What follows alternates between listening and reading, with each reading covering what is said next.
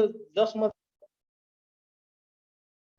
तपाईको यो 6000 नदी नालाहरु मध्ये नेपालमा 1000 भन्दा बढी 1000 भन्दा बढी नदीहरुको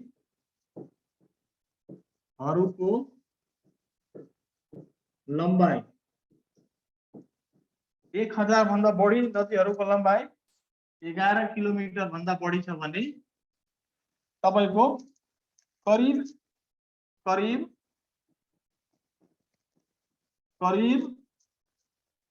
160 किलोमिटर भन्दा लामा नदीहरुको संख्या 100 भन्दा बढी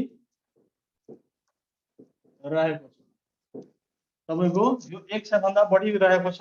त्यस्तै तपाईको विश्वको कुल जलस्रोतको नेपालमा 2.27% पानी रहेको छ।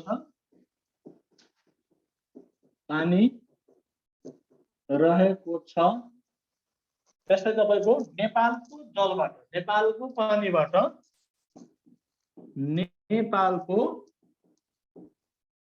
नेपालको जल स्रोतबाट तपाईको 83,000 मेगावाट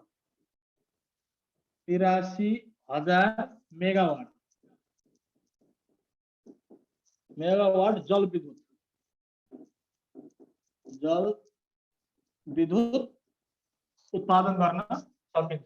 83,000 मेगावाट नेपालको कुल नदीहरुबाट वा नेपालको कुल जल स्रोतबाट तपाईको के भन्छ रे 83,000 मेगावाट विद्युत के भन्छ तपाईको उत्पादन गर्न सकिन्छ। त्यस्तै तपाईको नेपालको जल भण्डारण क्षमता जल भण्डारण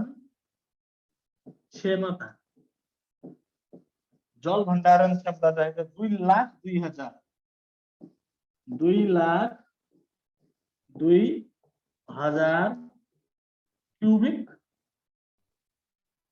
क्यूबिक मिटर तपाईको यो जल स्रोतमा नेपाल विश्वमा ब्राजिल पछि दोस्रो धनी राष्ट्र विश्वको कुरा गरिरहेको छु म। त्यसपछि तपाईको नेपालमा ठुला र साना गरी नेपालमा चाहिँ तपाईको 6000 भन्दा बढी नदी नालाहरु रहेका छन्। 6000 भन्दा बढी नदी नालाहरु रहेका छन्। जसमध्ये यो 6000 मध्ये तपाईको 1000 भन्दा बढी नदी नालाहरुको लम्बाई 11 किलोमिटर भन्दा बढी छ। यो 6000 मध्ये 1000 भन्दा बढी नदी नालाहरुको लम्बाई 11 किलोमिटर भन्दा बढी छ भने तपाईको 160 किलोमिटर भन्दा बढी नदी नालाहरुको संख्या नेपालमा 100 भन्दा बढी रहेको छ। त्यस्तै तपाईको विश्वको कुल जल स्रोतको नेपालले कति हिस्सा ओगटेको छ भने तपाईको 2.27%। यो विश्वको जल स्रोतको नेपालमा कति जल क्षेत्र ओगटेको छ भने तपाईको 2.27% पानी रहेको छ। त्यस्तै नेपालको जल स्रोतबाट विद्युत उत्पादन गर्ने क्षमता चाहिँ 83,000 मेगावाट रहेको छ। नेपालको स्रोत र साधनले भ्याएसम्म 41,000 भन्छ। नेपालको आफ्नो स्रोत र साधनबाट उत्पादन गर्ने क्षमता चाहिँ तपाईको 41,000 मेगावाट रहेकोमा तपाईको के भन्छ रे कुल जल स्रोतबाट चाहिँ कुल कति जल विद्युत उत्पादन गर्न सकिन्छ भने तपाईको 83,000 मेगावाट जल विद्युत उत्पादन गर्न सकिन्छ। त्यस्तै नेपाल के भन्छ रे नेपालको जल भण्डारण क्षमता भनेर तपाईको यहाँ कति जल भण्डारण रहेको छ भने त्यस कुरा गर्दैछौँ हामी। कुल जल भण्डारण क्षमता 2,02,000 क्यूबिक मिटर 2,02,000 क्यूबिक मिटर के भन्छ रे तपाईको नेपालको जल भण्डारण क्षमता रहेका छ। तपाईहरुले के भन्छ लेख्न भ्याउनु भएन भने स्क्रिनशट गर्नु होला वा ल्यापटपबाट जो विद्यार्थीहरु पढिराख्नु भएको छ उहाँहरुले के भन्छ मोबाइलबाट फोटो तानेर राख्नु होला, किनभने यसरी फेरि एकछिन रोक्यो भने हाम्रो पछाडी हामी जान्छौं हैन। अब यसरी भइसकेपछि यो उद्गम उद्गम उद्गम स्थलको आधारमा पनि यहाँ माथि म मेटिरहेको थिएँ। उद्गम स्थलको आधारमा चाहिँ तपाईको उद्गम स्थलको आधारमा नदी 3 किसिमको हुन्छ। तपाईको पहिलो स्तरको नदी अनि दोस्रो स्तरको नदी अनि तेस्रो स्तरको नदी भन्छ। उद्गम स्थलको आधारमा नदी कति किसिमको हुन्छन् भने तपाईको 3 किसिमको हुन्छ हैन। त्यो 3 किसिममा एउटा हुन्छ तपाईको पहिलो स्तरको नदी, अर्को हुन्छ दोस्रो स्तरको नदी र अर्को हुन्छ तपाईको तेस्रो स्तरको नदी। अब पहिलो स्तरको नदी कसलाई भन्छ, कस्तो नदीलाई पहिलो स्तरको नदी भनिन्छ भने त्यो तपाईको वर्षभरि नै के भन्छ रे जल प्रवाह गरिराखेको हुन्छन्। त्यो कहिले पनि सुक्दैन, न गर्मीमा न जाडोमा, कुनै पनि मौसममा त्यो सुक्दैन। त्यसलाई पहिलो स्तरको नदी भनिन्छन्। त्यस्तै महाभारतबाट उत्पन्न भएको नदीहरूलाई दोस्रो स्तरको नदी भनिन्छन् र चुरे पहाडबाट उत्पन्न भएको नदीहरूलाई चाहिँ तपाईको तेस्रो स्तरको नदी भनिन्छन्। त्यसलाई म यहाँ तपाईहरुलाई भन्छु। यहाँ हेर्नु उद्गम स्थलका आधारमा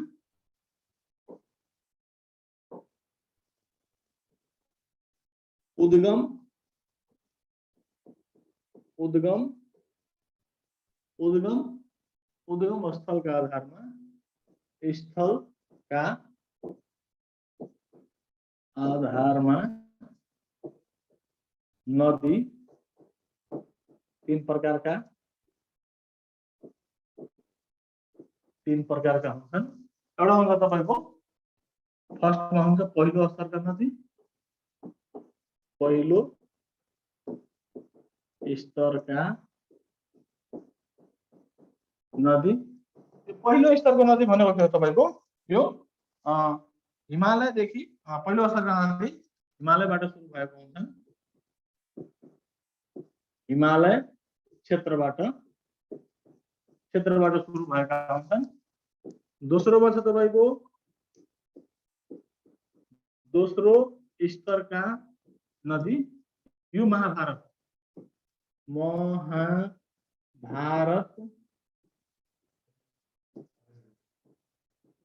श्रेणीबाट यो उत्पन्न भएको हुन्छन्। महाभारत श्रेणीबाट उत्पन्न भएको हुन्छन् भने अर्को हुन्छ तपाईको तेस्रो स्तरका नदी। तेस्रो स्तरका नदी यो चुरे पहाडबाट अब उत्पन्न भएको हुन्छन्। यो चाहिँ तपाईको यो पहिलो स्तरको नदी नि यो कहिले पनि सुकाउँदैन। यो के भन्छ भोटमा मूल भएको हुन्छ। भोट भन्नाले अब हिमालयतिर भोटमा मूल भएको नदीहरू हो। त्यो चाहिँ तपाईको धारा प्रवाहका साथ वर्षभरि नै के भन्छ तपाईको पानी बगाइराखेको हुन्छन्। पानी यसमा कहिले पनि सुक्दैन, कुनै पनि मौसममा सुक्दैन र यो धारा प्रवाहले के भन्छ बगिराखेको हुन्छ भने तपाईको दोस्रो स्तरको नदी भनेको महाभारत श्रेणीबाट हुन्छन्। यसमा पनि यो नदीहरू सुक्दैन, प्राय यो सुक्दैन। यो पनि के भन्छ वर्षभरि नै चलिराखेको हुन्छ, तर केही मात्रामा चाहिँ सुकेको हुन्छ र यो पनि के भन्छ वर्षभरि भनौँ न यसलाई यो पनि यो बगि नै रहेको हुन्छन्। र तेस्रो स्तरका नदी यो चुरे पहाडबाट उत्पन्न हुन्छन्। यो चुरे पहाडबाट भनेको तपाईको ठ्याक्कै तपाईको यो राजमार्ग छेउ भन्दा अगाडि माथितिर जानुभयो भने चुरे पहाड हो। त्यहाँबाट विभिन्न नदीहरू, साना साना खोल्साहरू को उत्पादन भएको हुन्छ र त्यो प्राय सुक्खा हुन्छन्, प्राय त्यो सुक्खा नै रहन्छन्, त्यसमा पानी हुँदैन। तर वर्षाको बेलामा चाहिँ सबभन्दा बढी के भन्छ धेरै पानी के भन्छ भएको कारणले गर्दा वर्षाको बेलामा चाहिँ यो नदीहरू प्राय जल प्रवाह गर्छन्। त्यसपछि के भन्छ यो सुक्खा नै हुन्छन् र यो नदीहरू तपाईको बर्खाको बेलामा धेरै धनजनको क्षति पनि गर्ने गर्दछन्। यो नेपालमा उद्गम स्थलका आधारमा नदीहरूको प्रकार भयो। यो तपाईको 3 प्रकारको, पहिलो स्तर, दोस्रो स्तर र तेस्रो स्तर। अब यो पहिलो स्तरको नदी जस्तै कि यो पहिलो स्तरको नदी कसलाई कुन नदीलाई भन्ने भने तपाईको यो अरुण, तामाकोशी, सुनकोशी इत्यादि अझै छन् हैन। त्यस्ता त्यस्ता नदीहरू अझै छन्। दोस्रो स्तरको नदी तपाईको मेची, कङ्काई, कमला, मेची नदी, कङ्काई अनि कमला नदीहरू अझै छन्। इटिसी, यसलाई इटिसी गरौँ। अनि त्यसपछि तपाईको यो तेस्रो स्तरको नदी भनेको मैनावती, तिलाबे, मैनावती, तिलाबे, अब जङ्घा, यस्ता धेरै नदी छन्। यो तेस्रो स्तरका नदीहरू। यो तपाईको थोरै थोरै मैले यहाँ किन लेखिदिएको भने यो बुझ्नलाई सजिलो हुन्छ। यो अरुण नदी, तामाकोशी, सुनकोशी नदीहरूमा कहिले पनि के हुन्छ तपाईको पानी सुक्खा हुँदैन र यो महाभारतमा यो मेची, कङ्काई नदीहरू यिनीहरूमा पनि पानी सुक्खा हुँदैन। यो चाहिँ महाभारत पर्वबाट सुरु भएको हुन्छ। र अर्को चाहिँ तपाईको मैनावती, तिलाबे, मनुस्मारा हैन, त्यसपछि जङ्घा, रातो धेरै छन् त्यस्ता खोलाहरू। त्यो चाहिँ तेस्रो स्तरका नदी रहेका छन्। यो चाहिँ तपाईको उद्गम स्थलका आधारमा 3 प्रकारका नदी छन्। अब हामी यो 3 प्रकारका नदी पढिसकेपछि अब मूल रूपमा हामीले पढ्नुपर्ने नेपालको नदीका बारेमा पनि केही पढ्छौँ। स्रोत साधनमा के भन्छ प्राकृतिक स्रोत साधनमा रहेको कारणले गर्दा अब हामी कोशी अनि गण्डकी, कर्णाली नेपालको 3वटा नदीको बारेमा हामी पढ्छौँ। यो 3वटै नदीको 7-7वटा सहायक नदीहरू रहेका छन् हैन। यो 3वटै नदीको 7-7वटा सहायक नदीहरू रहेका छन् र यिनीहरूको आफ्नै विशेषता रहेका छन्। यिनीहरूलाई पूर्व मेचीदेखि पश्चिमको के भन्छ अरे अब के भन्छ अरे तपाईको धौलागिरीसम्म, त्यसपछि धौलागिरीदेखि अब सैपाल हिमालसम्म यो विभिन्न यिनीहरूका के भन्छ अरे क्षेत्रहरू रहेका छन्। जस्तै यो यसरी के भन्छ अरे एउटा नक्सा हो भने यो कोशी नदी यतातिर रहेका छन्, जसले यहाँदेखि तपाईको यहाँसम्मको के भन्छ अरे भूमिलाई भन्ने। त्यसपछि गण्डकी यहाँ बिचमा अब यताबाट यसरी गएर एउटा माना क्रस गरेको हुन्छन्। यो भयो। त्यसपछि यो कोशी पनि यसरी नै के भन्छ अरे अन्य 7वटा नदीहरू यसरी मिलेर के भन्छ अरे आएको हुन्छन्। त्यस्तै अर्को हुन्छ कर्णाली नदी। यो कर्णाली नदीमा पनि तपाईको यहाँ 7वटा नदीहरू मिसेर बनेको। हामीले मूल रूपमा नदीहरू हामीले अहिलेसम्म पेपर 6000 भन्दा बढी नदी नालाहरू रहेका छन्। त्यो 6000 नदी नालाहरूमा उद्गम स्थलका आधारमा यो 3 किसिमको नदीहरू रहेका छन्। पहिलो स्तर, दोस्रो स्तर र तेस्रो स्तर। र त्यसमध्ये पनि हामीले मूल रूपमा चाहिँ यो 3टा नदीहरूको बारेमा पढ्छौँ। यिनीहरूको नामाकरणको बारेमा पढ्छौँ, यिनीहरूको जलप्रवाह क्षमताको बारेमा पढ्छौँ, यिनीहरूले कुन नदीबाट कति विद्युत उत्पादन गर्छ त्यसको बारेमा पढ्छौँ र यिनीहरू के भन्छ अरे कुन ठाउँमा गरे कहाँ विलय हुन्छ, कुन ठाउँमा कहाँ मिसिन्छ भन्ने कुरा हामी यसमा पढ्छौँ।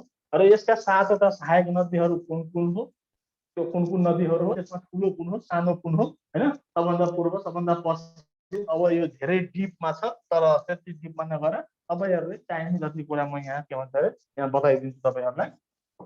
अब हामी यो 3वटा नदीहरूको बारेमा हामी पढौँ।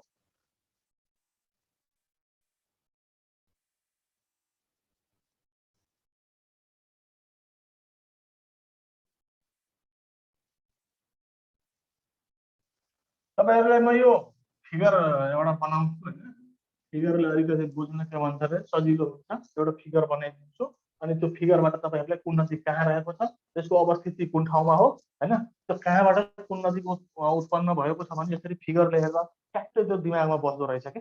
फिगरमा हेर्दा चाहिँ ट्याक्कै दिमागमा बस्दो रहेछ। अनि त्यो कहिलेकाहीँ याद गर्न असजिलो हुन्छ भने फिगरमा हामी हेरिसकेपछि फलानु यसरी हामी मनन गर्दा चाहिँ फलानु नदी फलानु ठाउँमा रहेको छ, फलानु ठाउँमा रहेको छ भन्ने कुरा हामीलाई थाहा हुन्छ। त्यही भएर यसलाई म एउटा फिगर बनाउँछु अनि त्यो फिगरको माध्यमबाट हामी हेरौँ।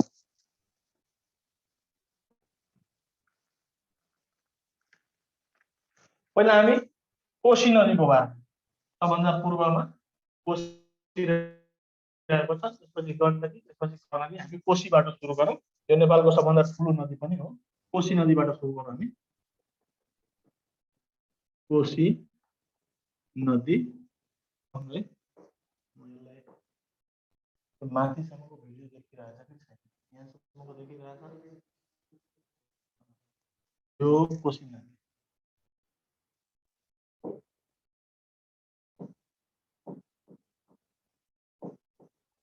कोशी नदी। यो कोशी नदी भनेको यो पूर्वमा कञ्चनजङ्घा,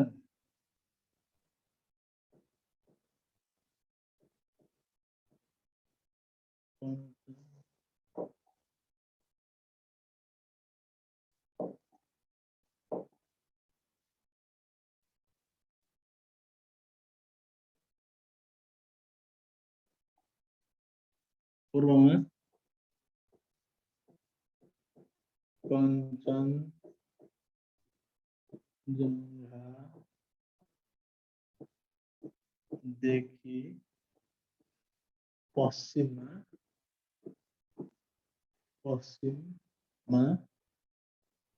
लामटाङ, कञ्चनजङ्घादेखि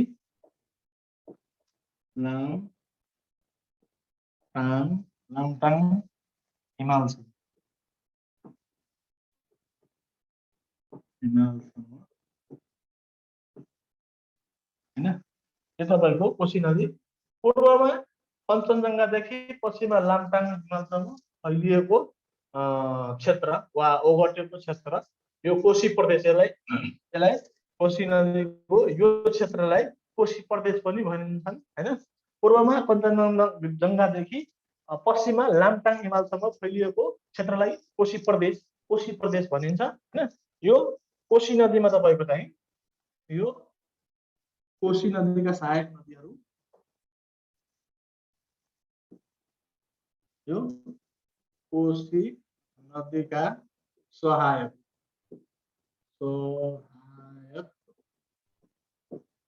नदीहरू कतिवटा छन् भने तपाईको 7 वटा छन्। यो 7 वटा नदी कुन हो भने हेर्नुस् यहाँ तमोर,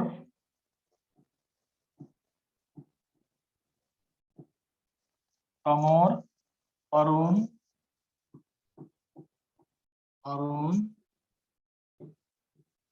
दुधकोशी,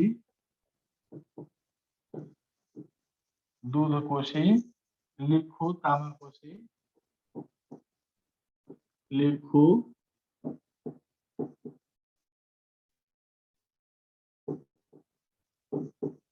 तामाकोशी, सुनकोशी,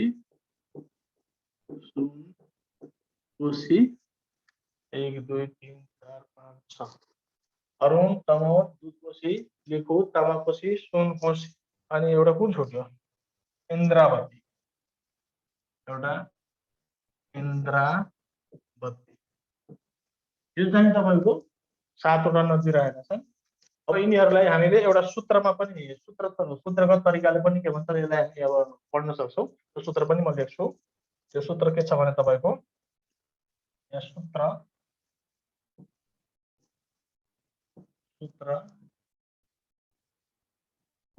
इन्द्रले दूधमा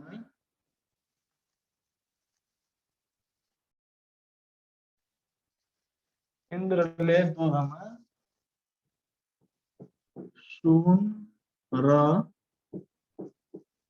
तामा मिसाई, इन्द्रले दूधमा सुन र तामा मिसाई अरुण, तमोर, उदय, लिखुमा चढाई। अब यो सामान्य एउटा सूत्र के भयो भने इन्द्रले दूधमा सुन र तामा मिसाई अरुण, तमोर, उदय, लिखुमा चढाई। अब यसमा चाहिँ तपाईको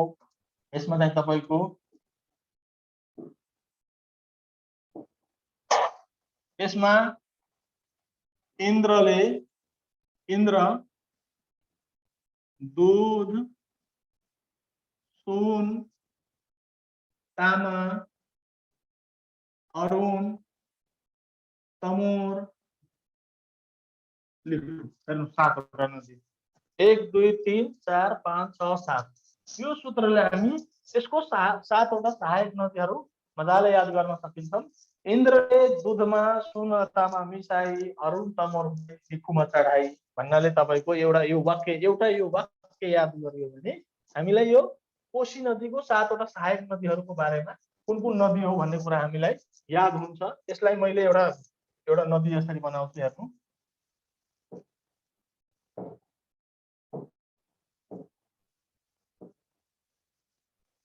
यो चाहिँ तपाईको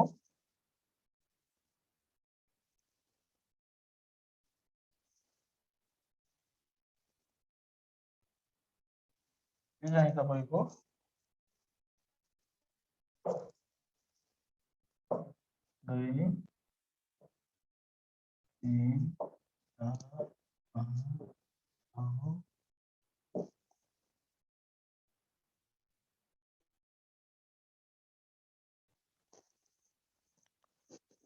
यो यसरी आयो हैन। यो हो इन्द्रावती, यो इन्द्रावती नदी हो।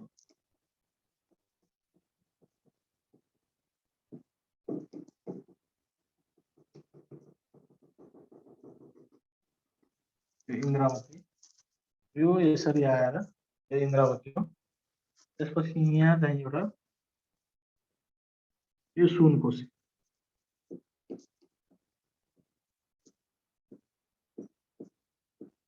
यो सुनकोशी,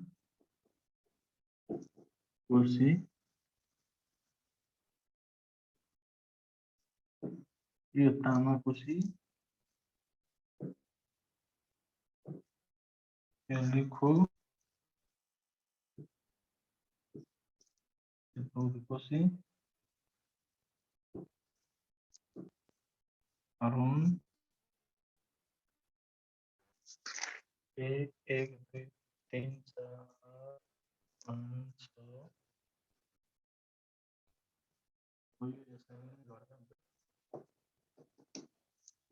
यसरी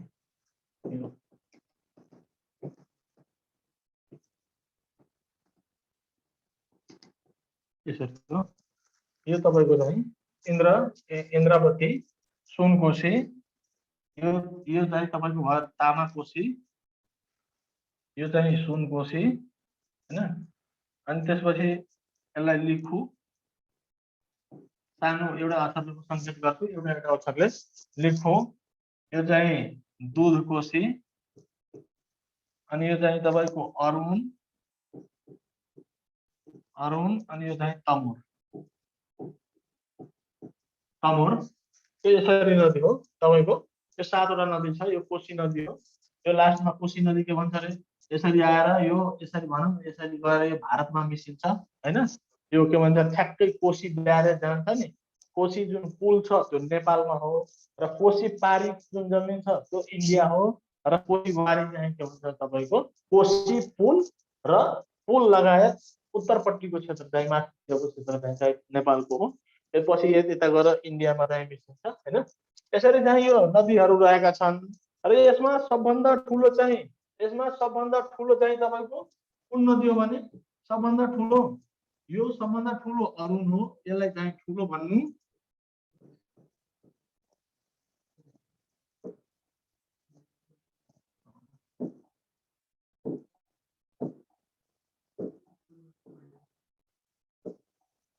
यो सबभन्दा ठुलो हो। यो अरुण नदी चाहिँ सबभन्दा ठुलो हो, र के भन्छ तपाईको यो तमोर चाहिँ सबभन्दा सानो है। लिखो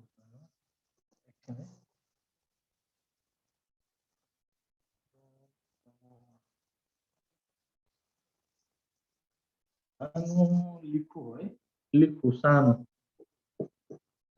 यो सबभन्दा सानो हो। यो अरुण सबभन्दा ठुलो, लिखु सबभन्दा सानो, सबभन्दा पूर्वको नदी यो तमोर, सबभन्दा पूर्वमा पर्ने यो पूर्वमा पर्ने तमोर हो, र सबभन्दा पश्चिमको नदी हो इन्द्रावती, पश्चिम। यसरी हो, ठुलो सानो पूर्व र पश्चिमको नदी हो। यो तपाईहरु यसरी के भन्छ रे उ गर्नु होला, बुझ्नु होला। यो यसमा चाहिँ अलिकति के भन्छ, सबभन्दा पूर्वको तमोर र सबभन्दा पश्चिमको इन्द्रावती। अब यसका केही विशेषताहरू पनि छन्। यो त तपाईको अब कोशीको सामान्य के भन्छ परिचय भयो। यो कोशी पूर्वमा कञ्चनजङ्घादेखि पश्चिममा लामटाङ हिमालसम्म फैलिएको प्रदेशलाई कोशी प्रदेश भनिन्छन् हैन। यसको 7 वटा सहायक नदी रहेको छ, अरुण, तमोर, लिखो, तामाकोशी, सुनकोशी, दुधकोशी, इन्द्रावती, यस्तै 7 वटा नदी रहेको छ। त्यो 7 वटा नदीलाई सूत्रबद्ध तरिकाले याद गर्न, यसरी याद गर्दा अलिकति अप्ठ्यारो हुन्छ। 7 वटा नदी यो यसरी, तर त्यो याद पनि अलि गर्न अलि गाह्रो हुन्छ भनेर यो सूत्रमा लिएर गयो भने ठ्याक्कै याद पनि हुन्छ। जस्तै इन्द्रले दुधमा सुन तामा मिसाई, अरुण तमोर हुँदै लिखुमा चढाई, यो सूत्रले तपाईलाई याद हुन्छ। र यही सूत्रमा चाहिँ अरुण सबभन्दा ठुलो नदी र लिखु सबभन्दा सानो। यो अरुण नदी नि विश्वकै सबभन्दा उच्च स्थानबाट उत्पन्न भएको नदी भयो। विश्वको सबभन्दा उच्च स्थानबाट, उच्च हो है, उच्च स्थानबाट विश्वमै सबभन्दा माथि हाइएस्ट भएको पोइन्ट वा ठाउँबाट चाहिँ उत्पन्न भएको नदी कुन हो भने यो अरुण हो। बुझ्नु होला तपाईहरुले। विश्वको सबभन्दा उच्च स्थानबाट उत्पन्न भएको नदी अरुण हो। यो लिखु सबभन्दा सानो भइहाल्यो र यो अरुण ठुलो पनि हो। त्यसपछि तपाईको कोशी नदीको सबभन्दा पूर्वमा पर्ने नदी कुन हो भनेर आउँछ। यो 7 वटा नदी मध्ये 4 वटा अप्सन आउँछ हो। त्यही भएर तपाईले के गर्नु होला भने यो तमोर नदी जुन छ त्यो कोशी नदीको सबभन्दा पूर्वको नदी हो भने यो इन्द्रावती चाहिँ तपाईको सबभन्दा पश्चिमको नदी हो। इन्द्रावती चाहिँ तपाईको सबभन्दा पश्चिमको नदी हो। यसरी याद गर्नु होला। त्यसपछि तपाईको औसत जलप्रवाह, यसको औसत जलप्रवाह, यसको औसत जलप्रवाह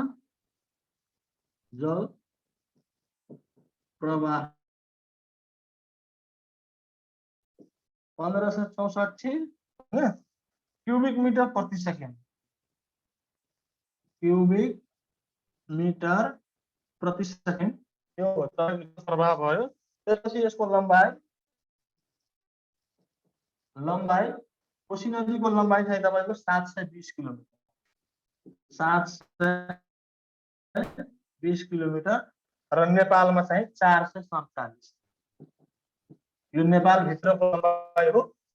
यो कोशी नदीको कुल लम्बाई 720 किलोमिटर हैन र यो 447 जुन छ नि यो नेपाल भित्र कोशी नदीको लम्बाई यति हो हैन। त्यसपछि तपाईको यसलाई के पनि भनिन्छ भने बिहारको दुख, यसलाई चाहिँ बिहारको दुःख भनेर चिनिन्छ, बिहारको दुःख भनेर चिनिन्छ। त्यस्तै कसको नामबाट कुशिक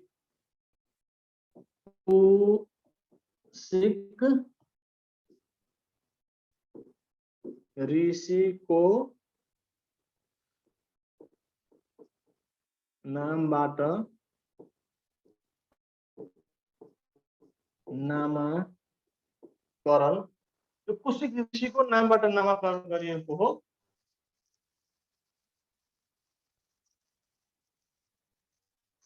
यो कुशिक ऋषिको नामबाट नामाकरण गरिएको हो। र त्यस्तै तपाईको विद्युत उत्पादन क्षमता, यसको विद्युत उत्पादन क्षमता, यसको चाहिँ तपाईको 22,000 मेगावाट, 22,000 मेगावाट। त्यस्तै कोशी नदीलाई तपाईको यो विश्वको दोस्रो बढी बालुवा बोक्ने नदी पनि हो। म अब यसलाई यहाँ लेख्दिन्छु, तपाईहरु लेख्नु होला, यहाँ ठाउँ छैन। यसलाई चाहिँ विश्वको दोस्रो बालुवा बोक्ने नदी, विश्वको यो दोस्रो बालुवा बोक्ने नदी हो भने पहिलो कुन त? पहिलो चाहिँ चीनको हवाङवे है, बालुवा बोक्नेमा पहिलो चाहिँ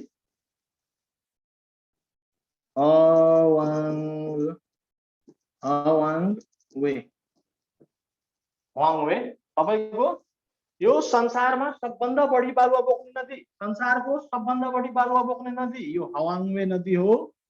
संसारको यो चीनमा पर्छ यो नदी।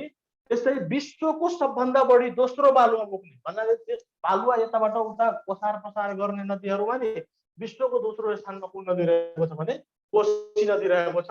अब कोशी नदीको सम्पूर्ण यही छ, यति नै हो। अझ यसका धेरै विशेषताहरू छन् हैन। अब यसका धेरै विशेषताहरू छन्, पानी छन्। अब त्यसपछि कोशी नदी त्यो कोशी ब्यारेज छन्, त्यो ब्यारेजमा तपाईको 56 वटा ढोका रहेका छन्। त्यो ब्यारेजमा जम्मा कतिवटा ढोका रहेका छन् भने 56 वटा ढोका रहेका छन्। त्यसको के भन्छ रे पानीको के भन्छ पानी धेरै भयो भने त्यसमा साइरेन बज्छन्। अब नेपालमा डल्फिन पाइने एकमात्र नदी कर्णाली नदी हो। सरी कर्णाली हैन, एकमात्र नदी कालीगण्डकी नदी हो। के भन्छ डल्फिन पाउने नदी, डल्फिन माछा, एउटा डल्फिन जीव हो, एक किसिमको त्यसलाई माछा पनि नभनौँ, एक किसिमको त्यसलाई जानवर नै भनिन्छ, प्रजाति हो त्यो, माछाकै अलिक ठुलो प्रजाति हो। त्यो के भन्छ अरे डल्फिन पाउने त्यो नदी मात्रै हो। तर अहिले कोसीमा पनि डल्फिन देखा परेको छ र त्यहाँ भनिन्छ डल्फिन चाहिँ अन्तैबाट उठाएर त्यहाँ कोसीमा राखिएको भन्छ। तर त्यहाँ धेरै डल्फिनहरू छन्। त्यहाँ तपाईँले कोसी नदीमा 2 मिनट 4 मिनट त्यसरी उभिएर जुन फाटक खुल्ला हुन्छ नि, जुन ठाउँको ढोका खुल्ला हुन्छन्, जहाँबाट के भन्छ पानी बगिराखेको हुन्छ, त्यहाँ 5 मिनट तपाईँले उभिनुभयो भने कम्तीमा 10-15वटा डल्फिन यसरी के भन्छ डल्फिनले सास फेर्नको लागि त्यो माथि आउनु पर्ने हुन्छन्। त्यो धेरै सास पानीमा त्यसलाई फेर्दैन, त्यही भएर त्यो माथि आउँछन् अनि यसरी यसरी गर्छन् अनि देखा पर्छन्। त्यही भएर के भन्छ यसमा डल्फिन पनि पाइन्छन्, ठुल्ठुला माछाहरू, अनेक किसिमका माछाहरू पनि पाइन्छन्। अब धेरै छन् त्यस्ता हैन। तर मूल भनेको यति हो। अब क्वेसन तपाईँले सोधेको यतिबाट पनि हो। कहिलेकाहीँ तपाईँको के भन्छ अरे एउटा सामान्य कुनै कुनै विशेषता सोध्छन्, त्यो अन्य सामग्रीहरूबाट पनि तपाईँहरू पढ्नु होला। अब यो त्यही हो। औसत जलप्रपात चाहिँ 1564 क्युबिक मिटर प्रति सेकेन्ड, लम्बाइ चाहिँ 720 किलोमिटर। यो कोशी नदीको कुल लम्बाइ चाहिँ 720 किलोमिटर हैन। तपाईँलाई सोधिन सक्छ कोशी नदीको नेपाल सरहदभित्र वा नेपालको सिमानाभित्र कोशी नदीको कुल लम्बाइ कति रहेको छ। अब 720 पनि दिन्छ, 447 पनि दिन्छ, अब 364 365 पनि दिन्छ। त्यहाँ नझुकिनु होला, यो दुईटा याद गर्नु होला। यो 720 कोशी नदीको कुल लम्बाइ, कोशी नदीको कुल लम्बाइ 720 किलोमिटर र नेपाल सरहदभित्र चाहिँ तपाईँको कति छ भने यो तपाईँको यो 447 किलोमिटर यो नेपालको सरहदभित्र रहेको छ।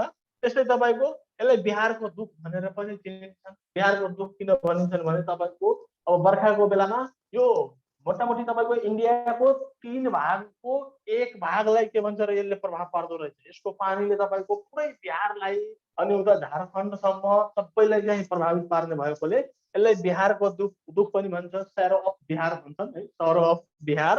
यसलाई बिहारको दुःख पनि भनिन्छन्। यो यसलाई चाहिँ बिहारको दुःख पनि भनेर चिनिन्छन्। बिहारको दुःख भनेर कुन नदीलाई चिनिन्छ? कोशी नदी, कर्णालीदेखि महाकाली दिन्छ।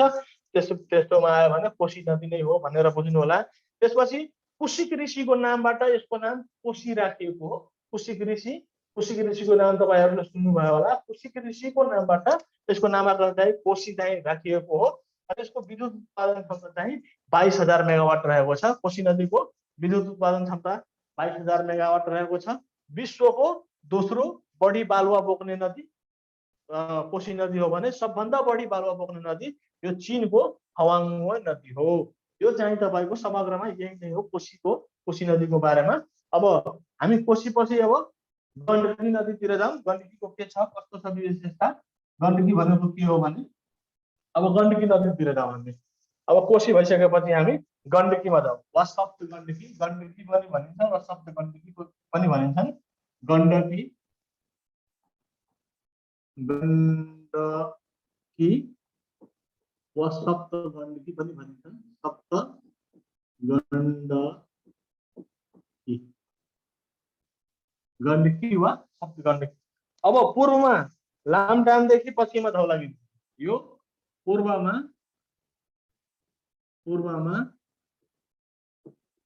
लामटाम,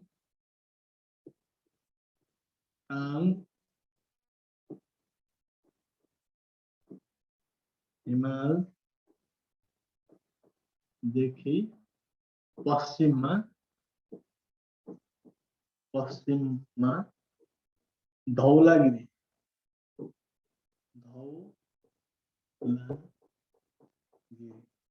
हिमालसम्म है।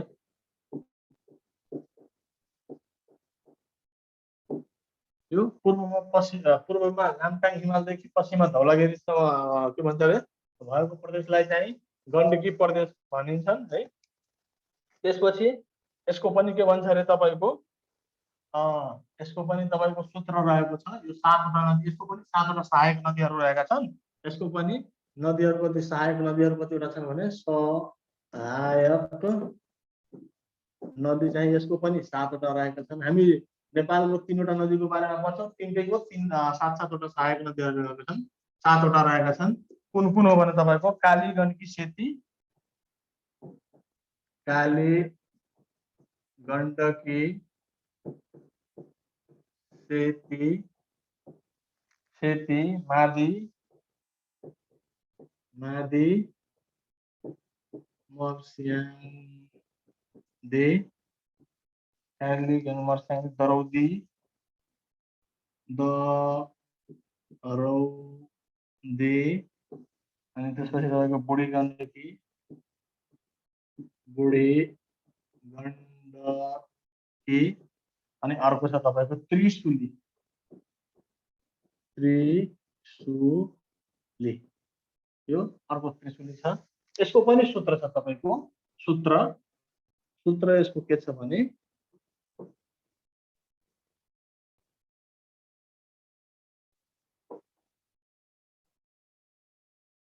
यसको सूत्र के छ भने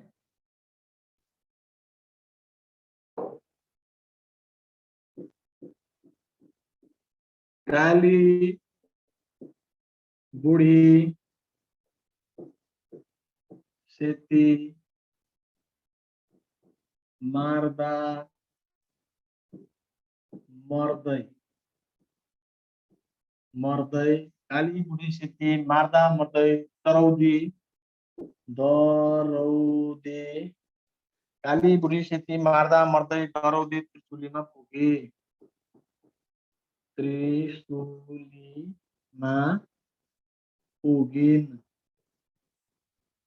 पुगिन अब हेर्नुहोस् यसको पनि तपाईको सूत्र रहेको छ काली बुढी सेती मार्दा मर्दै दरौदी त्रिशुलीमा पुगिन अब यो एउटा यो काली अर्को यो बुढी अर्को यो सेती अर्को माबाट मादी यहाँ छ मादी हेर्नु माबाट मादी मबाट मर्स्याङ्दी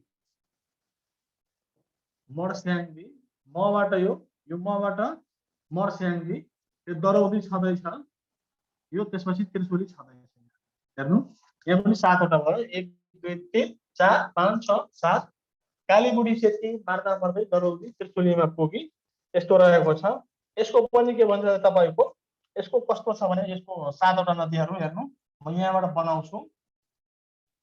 यहाँबाट बनाउँछु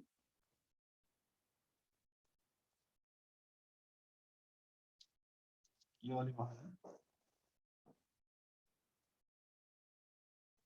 यो यहाँबाट बनाउँछु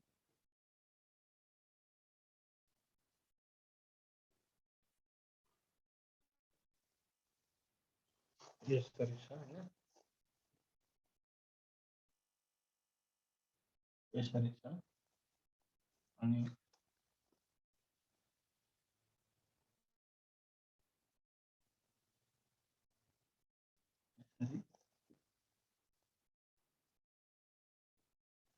देखिरहेको छ तलको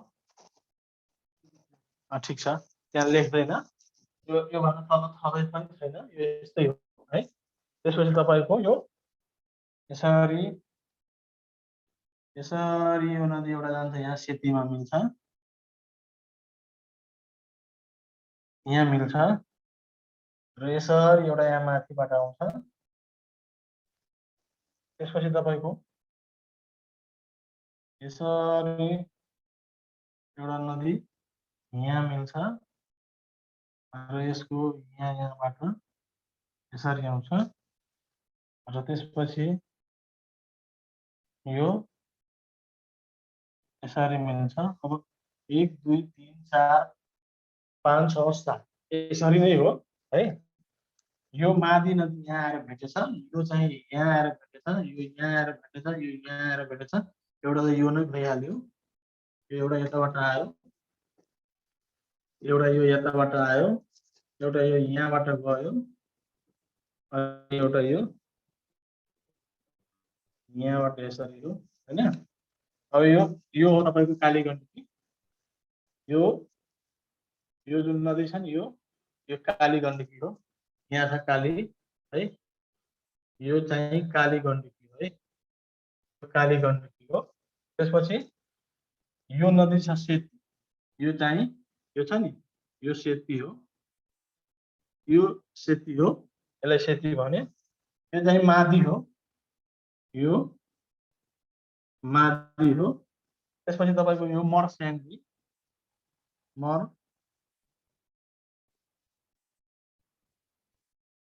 यो मर्स्याङ्गी हो। अनि त्यसपछि यो दरौदी, यो चाहिँ दरौदी, यो दरौदी हो। यो चाहिँ तपाईको बुढी गण्डकी, यो बुढी गण्डकी। अनि यो चाहिँ तपाईको त्रिशुली,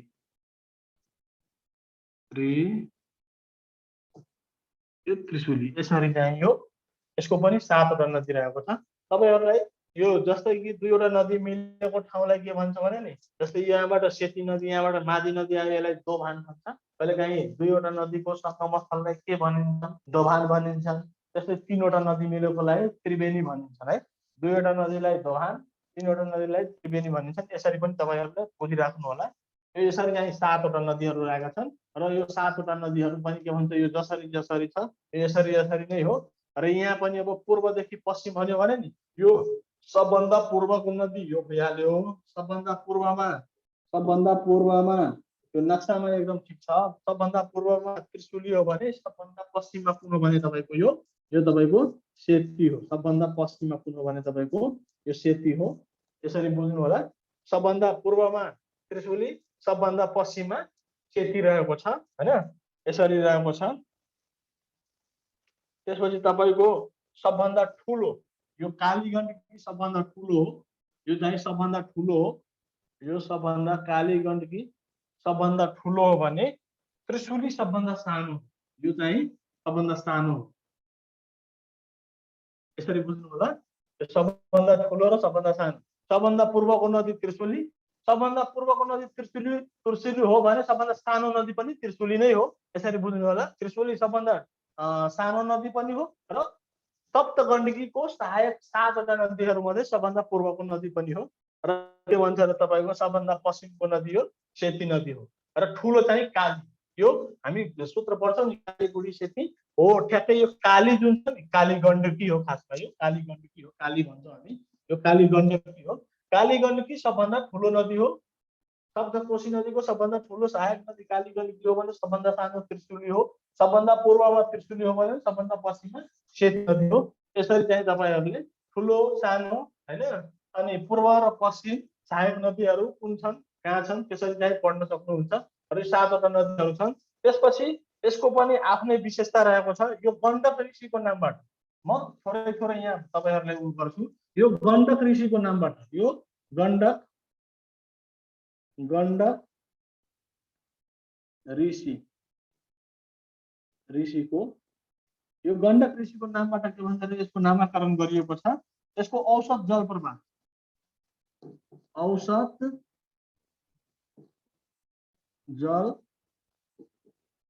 यसको औसत जलप्रवाह चाहिँ तपाईको 1713 क्युबिक मिटर प्रति सेकेन्ड, क्युबिक मिटर प्रति सेकेन्ड रहेको छ। यसको कुल लम्बाई 338, लम्बाई यसको कति छ भने तपाईको 338, नेपालमा 152। विद्युत उत्पादन क्षमता, विद्युत उत्पादन क्षमता यसको कति छ भने 21,000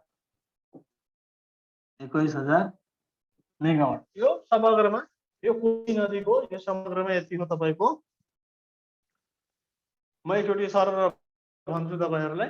गण्डकी वा सप्तगण्डकी, गण्डकी वा सप्तगण्डकी पूर्वमा लामटामदेखि पश्चिममा धौलागिरी हिमालसम्म फैलिएको प्रदेशलाई गण्डकी प्रदेश वा सप्तगण्डकी प्रदेश भनिन्छन्।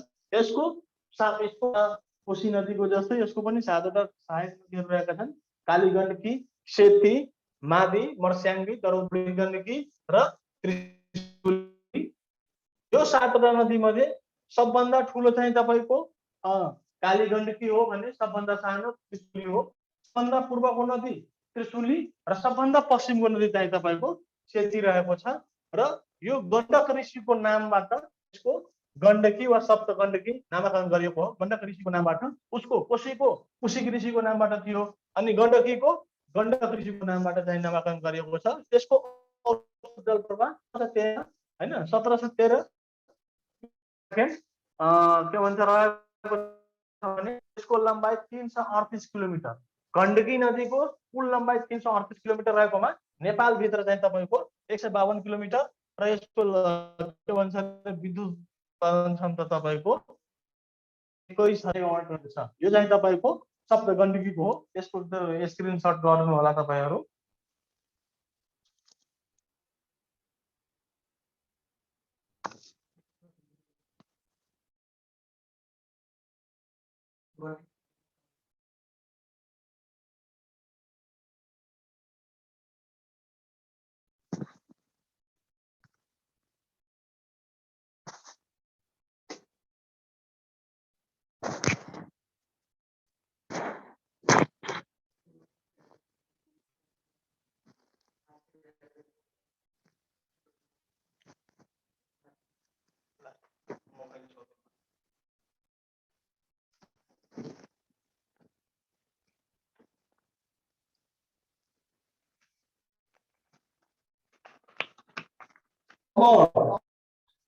यो भइसक्यो। गण्डकी सप्तगण्डकीको परिसकेपछि अब हामी के भन्छौँ भने तपाईको कर्णाली नदीतिर लागौँ। कर्णाली नदीमा के रहेको छ त्यो पनि हेरौँ।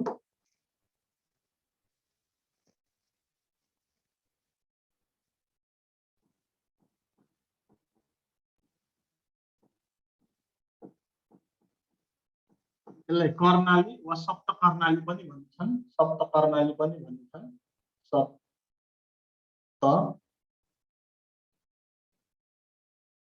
सप्त कर्णाली पनि भन्छन्। कर्णाली वा सप्त कर्णाली। अब यो पूर्वमा धौलागिरीदेखि यो पूर्वमा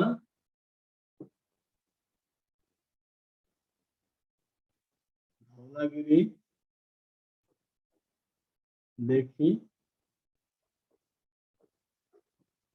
पश्चिममा सैपाल हिमाल। सैपाल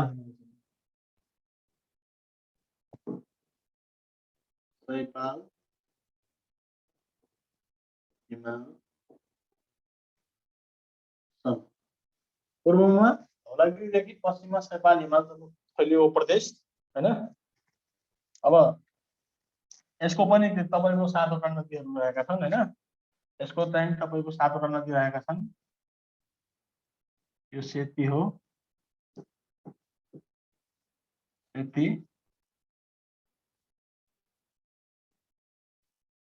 यो बुढीगंगा,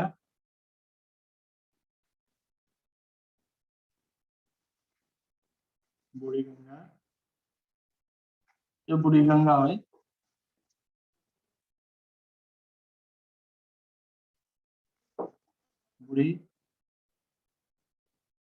बुढीगंगा,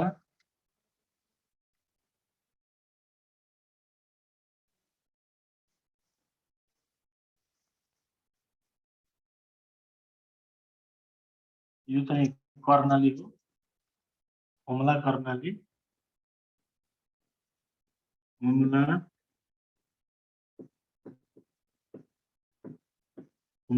कर्णाली,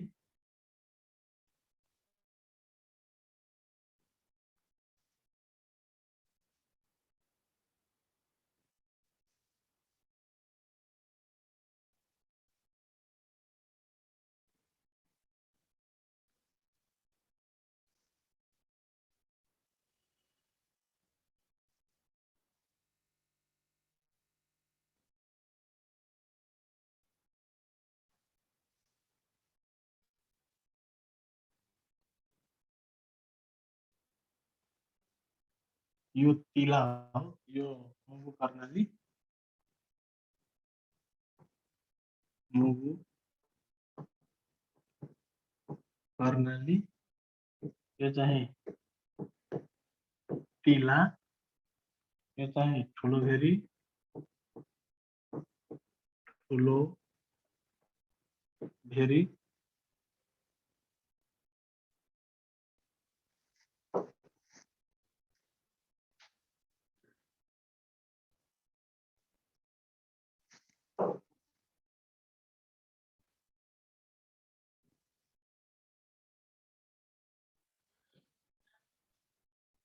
यो चाहिँ सानो भेरी।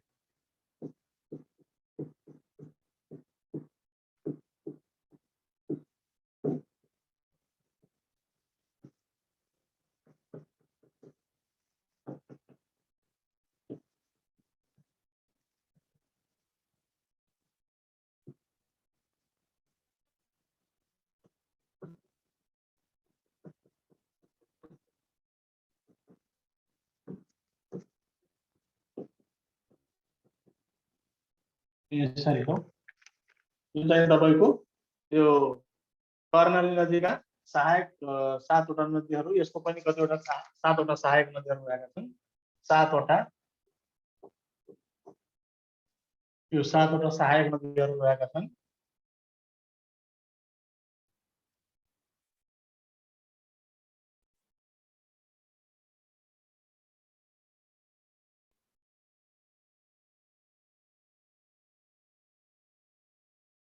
यो 7 वटा सहायक नदीहरू रहेका छन्। यसको पनि तपाईको यो कर्णालीको पनि 7 वटा सहायक नदीहरू रहेका छन्। यसको पनि तपाईको सूत्र छ। यसको पनि सूत्र याद गर्ने।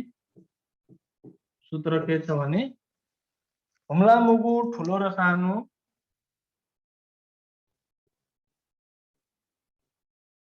हुम्ला मुगु ठुलो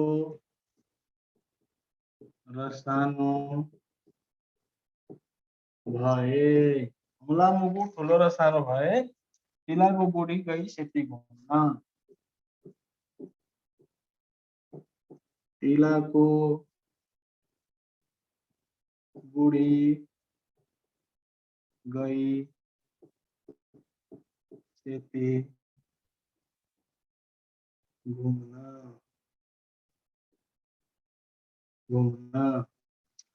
यसको पनि सूत्र रहेको छ।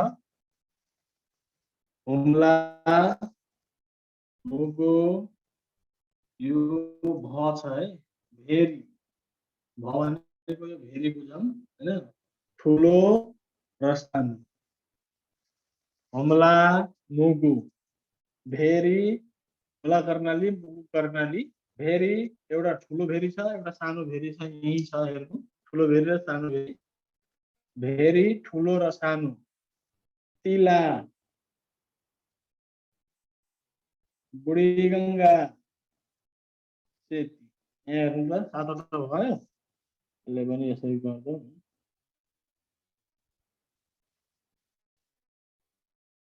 यो रातो लगाएको 8 वटा होला, किनभने यो भेरी छ नि, यो भेरी एउटा सानो भेरी हो, एउटा ठुलो भेरी हो, त्यही भएर यो भेरी हो। भेरी ठुलो र सानो छ। तिला छ, बुढी छ, सेती छ। यो भनेको हुम्ला कर्णाली, यो हु भनेको हुम्ला कर्णाली, उता यहाँ छ, यहाँ भनेको हुम्ला कर्णाली। मु भनेको मुगु कर्णाली, मु भनेको ठुलो र सानो भेरी भए। अब भ भनेको भेरी हो। अब एउटा भेरी चाहिँ ठुलो छ र अर्को भेरी सानो छ। हुम्ला मुगु ठुलो र सानो। अब तिलाको बुढी, तिला भन्ने मान्छेको बुढी, तिलाको बुढी, तिला नदी हो। यो तिला नदी कहाँ छ भने यहाँ छ तिला नदी। तिलाको बुढीको बुढीगङ्गा, बुढीगङ्गा यहाँ छ, बुढीगङ्गा। तिलाको बुढी गई सेती घुम। अब सेती कहाँ छ भने, अब सेती सबभन्दा यहाँ पश्चिम के भन्छ अरे, हो सबभन्दा यहाँ पश्चिमको नदी हो। यसको सहायक नदीहरू सेती नदी। यसरी चाहिँ तपाईको यसको पनि सूत्र रहेको छ। हुम्ला मुगु ठुलो र सानो भए सेतीको बुढी गई तिला घुम्न। यसरी सूत्रबाट पनि यसलाई पनि हामी याद गर्न सक्छौँ। अब यसका पनि केही विशेषताहरू रहेका छन्। यसको औसत जल प्रवाह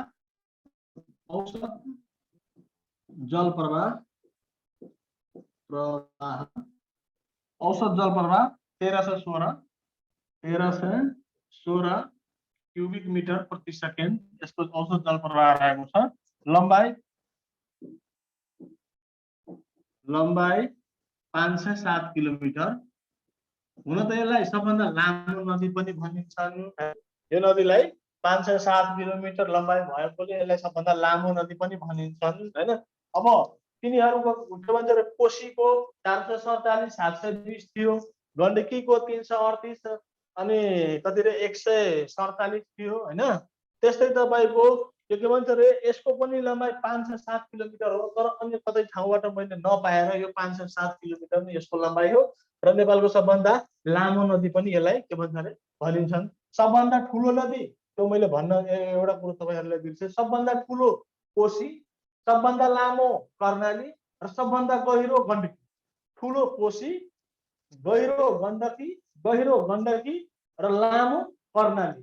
अब लामो यसलाई याद गर्न कसरी सजिलो हुन्छ भने हेर्नु, नेपालको नक्सा तपाईहरुले हेर्दा पूर्वमा अलिकति खुम्चिएको छ, बिचमा एकदम खुम्चिएको छ र पश्चिममा गएर अलिकति फुकेको छ।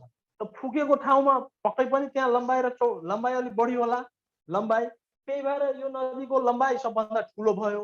नेपालको जमिनै सबभन्दा के भन्छ रे त्यहाँ अलि फुकेको छ भने त्यही भएर यो के भन्छ रे कर्णाली नदी सबभन्दा लामो भयो। त्यो जमिनको के भन्छ रे भागै हाम्रो बढी छ भने त्यहाँ त अलरेडी के भन्छ रे लामो हुन्छ, त्यही भएर यसलाई सबभन्दा लामो नदी भन्यो। तर गण्डकी बिचमा खुम्चिएको छ, बिचरा त्यसले केही नगर्न सक्छ, गहिराई नै गर्न सक्यो, त्यही भएर गबाट गण्डकी, गबाट गहिराई।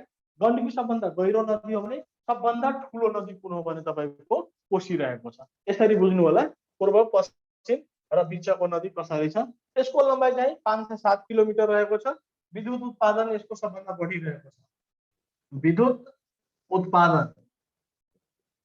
उत्पादन यसको 32,000 मेगावाट रहेको छ। 32,000 मेगावाट यसको विद्युत उत्पादन 32,000 मेगावाट रहेको छ। अब यसको विशेषता यही नै रहेको छ।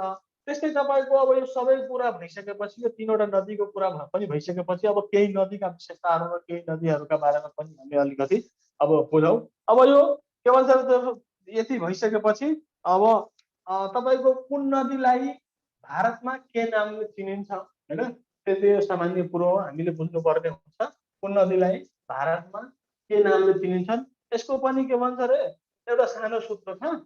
पहिला हामीले नदीको नाम मनन गर्नुपर्ने हुन्छ र त्यसपछि सूत्रको काम लाग्छ। जबसम्म हामीले नाम चाहिँ बुझेको हुँदैन तबसम्म सूत्र काम लाग्दैन। त्यही भएर यसको पनि एउटा सामान्य सूत्र छ। यो भारतमा गइसकेपछि कुन नदीको के नाम हुन्छ भने यहाँ म तपाईहरुलाई बताइदिन्छु।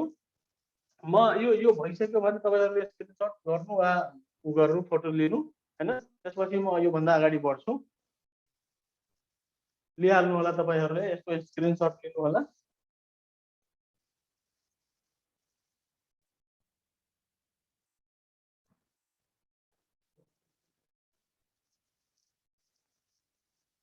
स्क्रिनशट लिनु, त्यसपछि हामी अगाडि बढ्छौं।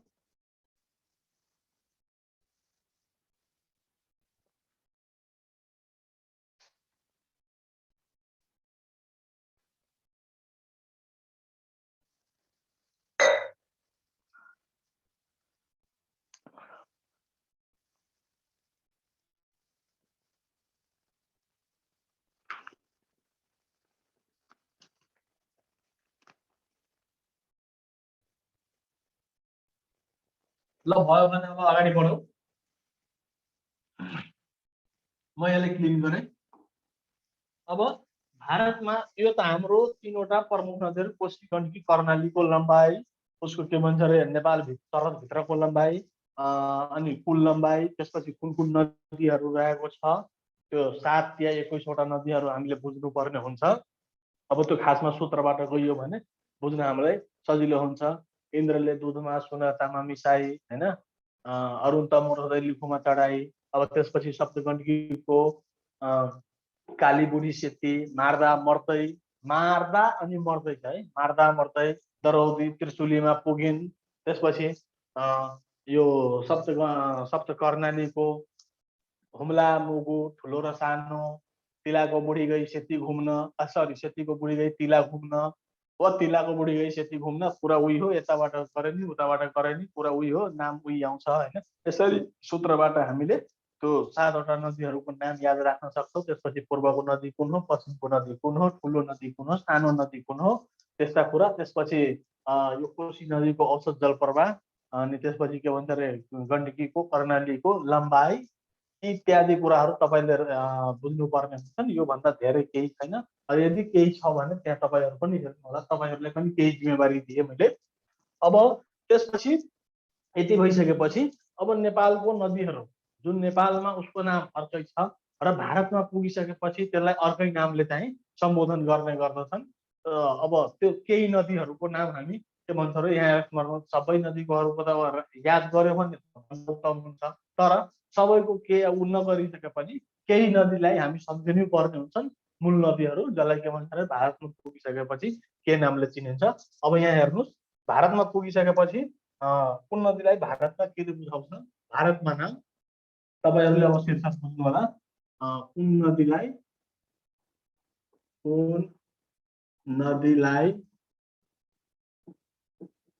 भारतमा के नामले चिनिन्छ, के नामले चिनिन्छ। अब कुन नदीलाई के नामले चिनिन्छ। अब यहाँ हेर्नुहोस्, यहाँ मैले एउटा सानो सूत्र बनाएको छु, यहाँ हेर्नुहोस्, कोदा, कवि, मेमा, बस, कघा, मस। हेर्नुहोस्, यो 6 वटा नदीहरूको नाम मैले तपाईहरुलाई यहाँ देखाउन खोजेँ।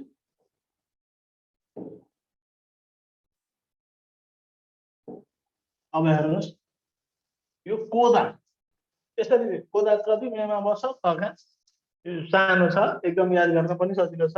अब कोदा भनेको अब थाहै छ, कोदो हामी भन्छौँ है, कोदो, कोदोलाई कोदो नभनेर कोदा भन्छौँ। अब कवि भनेको चाहिँ तपाईँ हामी सबैले के भन्छ, सानो क्लासदेखि नै कविता पढ्दै आएका छौँ र त्यो कविता लेख्ने मान्छे को हुन्छ भने कवि हुन्छ। मेमा हैन, अब कहिलेकाहीँ त्यो बाख्राहरू पनि हामीले त्यसरी नै पढ्ने हो के, तुलनात्मक हिसाबले कुन आवाज कहाँबाट कस्तो, अस्ति मैले भन्दा ठ्याक्कै भनेको जस्तै कसैको जन्ममितिबाट, कसैको के भन्छ अरे अब एनिभर्सरीबाट, कसैको के भन्छ अरे अब छोराको जन्ममितिबाट, त कसैले कुनै ठाउँ गएकोबाट, त कुनै आवाजबाट। अब यो कोदोबाट कोदा गरे यसलाई, यो कवि हैन। अब मेमा भनेको कहिलेकाहीँ अब त्यो बाख्राको पाठाहरू मेमा गरिराखेको हुन्छ, त्यसरी बुझ्ने। बस, कोही मान्छे आउँछ भने हामी बसाउँछौँ हैन, यसरी पघा मसा यसरी हामीले अब बुझिरहेको गर्छौँ। अब यो कोदा भनेको, को भनेको के हो भने कोशी, कोशी, यो दा भनेको दामोदर, दामोदर, यो चाहिँ नेपालमा बोलाउने नाम कोशी, भारतमा बोलाउने नाम दामोदर, त्यसरी बुझ्नु पर्ने हुन्छ। अब क भनेको कङ्काई, कङ्काई, बी भनेको बिरिङ, बिरिङ, मे भनेको यो मेची, मेची, मा भनेको महानन्द, महानन्द, ब भनेको यो ब हो, ब भनेको बबई, बबई, स भनेको सरयू, सरयू, क भनेको कर्णाली, यो घ भनेको घाङ्ग्रा, घाङ्ग्रा, यो म भनेको के हो, म भनेको तपाईको महाकाली, महाकाली, सा भनेको शारदा, शारदा, सा भनेको शारदा। हेर्नु, यो ठ्याक्कै यो अगाडिको अक्षरहरू जम्मै, यो अगाडिको अक्षरहरू जम्मै नेपालमा जुन नाम छ त्यो हो अगाडिको अक्षर, र यो पछाडिको अक्षरले चाहिँ तपाईको, यो पछाडिको अक्षरले भारतको नामलाई जनायो। पछाडिको अक्षरले भारतमा त्यो नदीलाई के भन्छ, जस्तै कि तपाईको कोदा, अब कोबाट कोशी, कोशी नदीलाई भारतमा दामोदर नदी भनिन्छ। कङ्काईलाई तपाईको भारतमा बिरिङ भनिन्छ। मेची नदीलाई नेपालमा मेची, भारतमा महानन्दा, नेपालमा यसलाई बब्बै र भारतमा सरयू, यसलाई चाहिँ नेपालमा कर्णाली, घबाट घाङ्ग्रा, यसलाई घाङ्ग्रा भनिन्छ भारतमा। त्यसपछि महाकाली नदी नेपालमा महाकाली र भारतमा गइसकेपछि त्यो शारदा नदीको नामले चिनिन्छन्। यो चाहिँ तपाईको 6 वटा नदीहरूको यो सामान्य के भन्छ भने नेपालको नाम र भारतको नाम। कहिलेकाहीँ तपाईलाई त्यसरी पनि क्वेशन सोध्छ, महानदी के भन्छ रे तल दिएको मध्ये कुन जोडा सही रहेको छ। अब यस्तै 4 वटाको जोडा दिन्छन्, अब यही 4 वटा दिन्छन्, अब एउटा चाहिँ मिस्टेक दिन्छन्, बाँकी 3 वटा ठिक हुन्छन्। अब कुन जोडा बेठिक हो भन्छन्, अनि त्यहाँ बेठिक कुन हो, अब यस्तै हुन्छ। जस्तै मेमा हुन्छ, मेको मेची पनि हुन्छ, महानन्दा पनि हुन्छ, अर्को पनि हुन्छ। अनि एउटा जोडा के भन्छ ब स छ भने ब घ दिन्छ, बबैलाई घाङ्ग्रा भन्छ भने त्यो त भएन, बबै भनेको त यसलाई सरयू भन्छ। त्यही भएर नेपालमा बोलाउने नाम र भारतमा बोलाउने नाम तपाईहरुले यसलाई पनि सम्झिराख्नु होला। यो एकदम इम्पोर्टेन्ट छ। तपाईहरुलाई कुनै बेला पनि यो के भन्छ रे अब सोध्न पनि सक्छ, सुरु हो सोध्न पनि सक्छ। यस्ता कुराहरुलाई चाहिँ मिस गर्नु चाहिँ हुनु हुँदैन। त्यो भयो। त्यसपछि अब हामीले के भन्छ तपाईको अब नेपालका नदीहरूले अब केही अब त्यसको केही नदीहरूको विशेषताको बारेमा हामी बुझौँ न। जस्तै कि अब नेपालबाट तपाईको यो नेपालबाट वार्षिक चाहिँ नेपालबाट 24 करोड घनमिटर है। तपाईहरु इन्जिनियर हुनुहुन्छ, बुझ्नुभयो होला घनमिटर भनेको के हो। त अब हामीलाई त नबुझे पनि हुन्छ, तर तपाईहरुले बुझ्नु पर्ने हुन्छ। 24 करोड नेपालबाट वर्षेनी, यो बुझ्नु होला, नेपालबाट वर्षेनी 24 करोड माटो बगेर जान्छ। नेपालको नदीहरूले प्रत्येक वर्ष 24 करोड घनमिटर, 24 करोड घनमिटर है, यो 24 करोड घनमिटर हो, बुझ्नु होला। 24 करोड घनमिटर माटो बगाएर लिएर जान्छ, जुन माटोले समुद्र के भन्छ रे भारतको बंगाल भन्ने ठाउँमा, भारतको बंगाल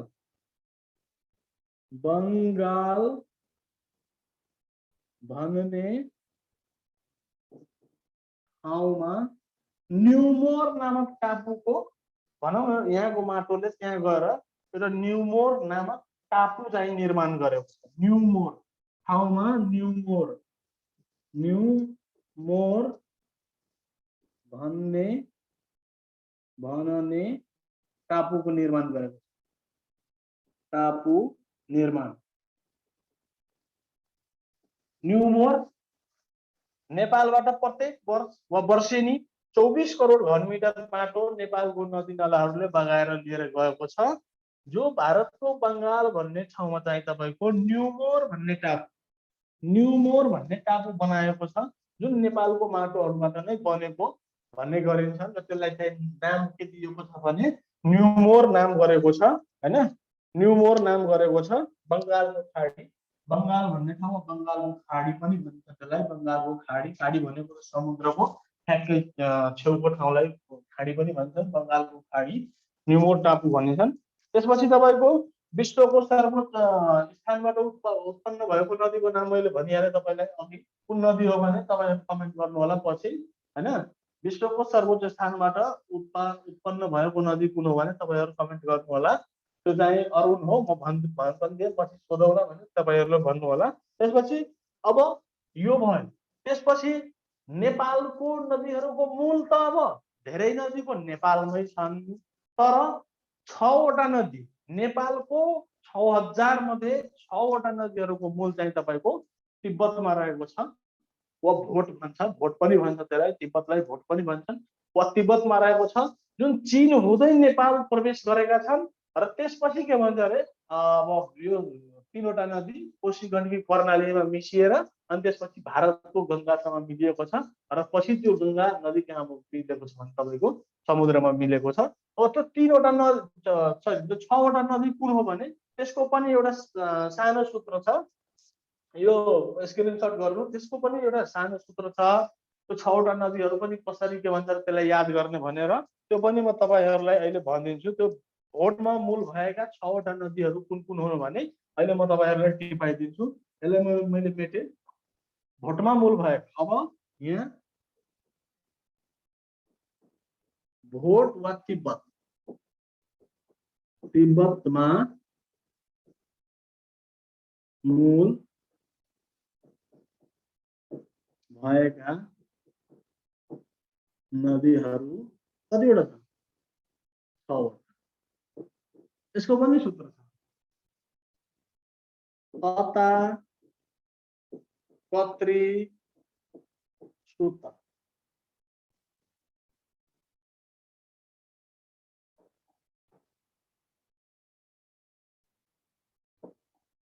तपाईहरुले लेख्नु होला। अ, ता, क, त्रि, सु, त। अब अबाट अरुण, तबाट तामाकोशी, कबाट कर्णाली, त्रिबाट त्रिशुली, सुबाट सुनकोशी हुनुपर्छ है। सुबाट सुनकोशी, तबाट तमोर। सब नदी हामीले त्यो 7 वटा सहायक नदीमा पढेकै थियो हैन। 7 वटा सहायक नदीहरू यो सबै पर्छ त्यहाँ। अब यो भोटमा मूल भएको वा तिब्बतमा मूल भएको वा चीनबाट आयो नदीहरू कुन हो भनेर त्यहाँ अब तपाईले कहिलेकाहीँ जोडा मिलाउमा वा तल दिएको मध्ये कुन नदीको मूल भोटमा रहेको छैन भनिदिन्छ, अरु नदी दिदिन्छ। अब त्यो के भन्छ रे, अब इन्द्रावती हैन, सुनकोशी यस्ता यस्ता नदीहरू दिदिन्छन्। अनि त्यसपछि तपाईले कुन छैन भनिदिन्छन्। अब कुन हुँदैन भने या त इन्द्रावती हुन्छन्, अलि 3 वटा यहाँको हुन्छन्, वा कुन छ भनिदिन्छन्, वा भोटमा मूल भएको नदीहरूको के भन्छ रे क्रम कुन हो भनेर पनि भनिदिन्छन्। अरु अरु नदीहरू पनि 6 वटा यो पनि दिन्छन्, अर्को पनि 6 वटा दिन्छन्, अर्को पनि 6 वटा दिन्छन्, अर्को पनि 6 वटा दिन्छन्। अब एउटा दुईटा सबैमा मिसाउँछन्। एउटा यस्तो हुन्छन् जसमा एउटा पनि यो नदी पर्दैन र कुन होइन भनिदिन्छ। त्यति बेला तपाईले कुन हो कुन होइन यहाँबाट बुझ्यो भने भोट वा तिब्बतमा मूल भएका नदीहरू अरुण, तामाकोशी, कर्णाली, त्रिशुली, सुनकोशी, तमोर। अता हामी भन्छौँ न, अता, कत्री, सुत। यसरी अब यो याद गर्ने तरिका हो। आफूले तपाईलाई कसरी सजिलो हुन्छ त्यसरी तपाईहरुले सम्झेर याद गर्न सक्नुहुन्छ। यो अता, कत्री, सुत भन्ने कुरा यहाँ के भन्छ यसरी भन्छ। त्यस्तै यो नदीहरूको मोटामोटी कुरा हामीले सकाइसक्यौं। अब यो हामीले यो लेखका बारेमा केही पढ्छौं, माटोका प्रकार पनि पढ्छौं। अनि टाइम पनि भयो, अब टाइम पनि हेर्नु पर्यो। ए हुन्छ। अब यो आज सकाइदेऊ। यो बरु के भन्छ रे त्यो तपाईहरुले यो प्र्याक्टिकलको लागि 10 वटा कुरो पनि आज मैले गरे हैन। त्यही भएर बरु यो आज च्याप्टरले सकाइदेऊ, भोलिपल्ट अर्को च्याप्टरको सुरु गरौँला। अनि इक्जामले पनि सजिलो हुन्छ हैन। यो चाहिँ तपाईको भोटमा मूल भएका 6 वटा नदीहरू भर्खर स्क्रिनशट गरिहाल्नु, कमेन्ट याद। यो यसरी भोटमा मूल भएका। त्यसपछि अब हामीले यो अब भोटमा मूल भएका नदीहरू भन्दा पहिला अब यो भइसकेपछि हामीले अलिकति पहाडको बारेमा पढिहालौं। पहाडको बारेमा अलिकति पढ्ने। पहिला हामी के गरौँ भने यो माटो अनि केही तालहरूको बारेमा हामी पढिहालौं। अब यो तालका बारेमा पढौं। ताल भनेको के हो भने पानी भएको ठाउँ हैन, अब पानी जमेको ठाउँ त्यसलाई चाहिँ ताल भनिन्छन्। सामान्य यो ताल कति किसिमको हुन्छ भने यो 3 किसिमको ताल हुन्छ। एउटा हुन्छ तपाईको पर्वतीय ताल, एउटा हुन्छ पर्वतीय ताल, अर्को हुन्छ तपाईको हिमाली ताल, अर्को हुन्छ तपाईको मैदानी ताल, मैदानी ताल। त्यसरी यो 3 किसिमको ताल हुन्छन्। एउटा पर्वतीय ताल, हिमाली ताल, मैदानी ताल। अब ताल भनेको पानी नै पानीले घेरिएको पानी जमेको ठाउँ जसलाई चाहिँ ताल भनियो। सामान्य अर्थमा भन्दा त्यही हो। अब यो ताल 3 किसिमको ताल हुन्छन्। नेपालमा 3 किसिमको ताल भनिएको छ। एउटा पर्वतीय ताल भनिएको छ, अर्को हिमाली ताल भनिएको छ, अर्को मैदानी ताल भनिएको छ। अब हिमाली ताल भनेको जुन हिमालतिर हिउँ भएको ठाउँतिर वा हिमाली जिल्लामा अवस्थित भएको ताललाई हिमाली ताल। अब यो सामान्य तपाईँको यो पर्वत यो पहाडहरूमा अवस्थित भएको ताललाई पर्वतीय ताल।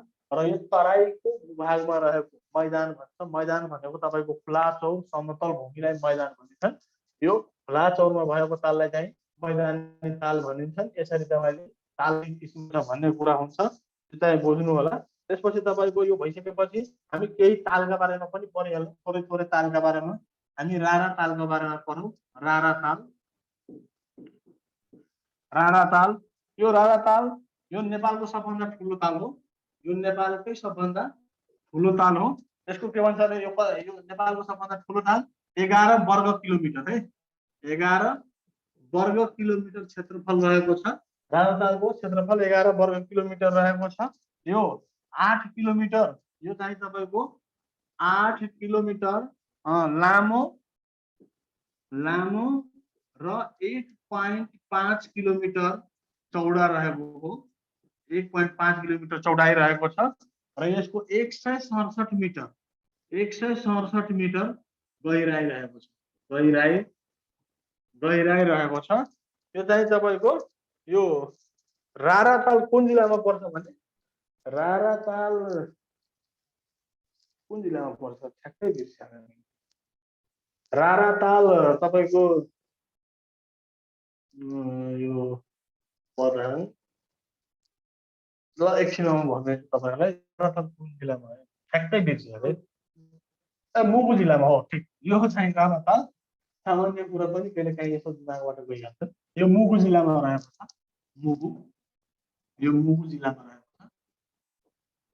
बुझ्नु होला तपाईहरुले। कहिले काहीँ कुन जिल्लामा छ त्यो पनि सोध्नु सक्छ। यो रारा ताल मुगु जिल्लामा रहेको छ हैन। यो 167 मिटर गहिराई रहेको छ। यसलाई चाहिँ 2020 साल, यसलाई चाहिँ विक्रम सम्वत 2020 साल चैत्र 13 गते महेन्द्र ताल नामाकरण गरियो। महेन्द्र ताल भनी नामाकरण गरियो राजा महेन्द्रको नाममा 2020 साल। यो इम्पोर्टेन्ट छ है। 2020 साल चैत्र 13 गते रारा ताललाई के नामले नामाकरण गर्यो भने यसलाई महेन्द्र ताल पनि भन्यो। समुद्र सतहबाट यो समुद्र सतहबाट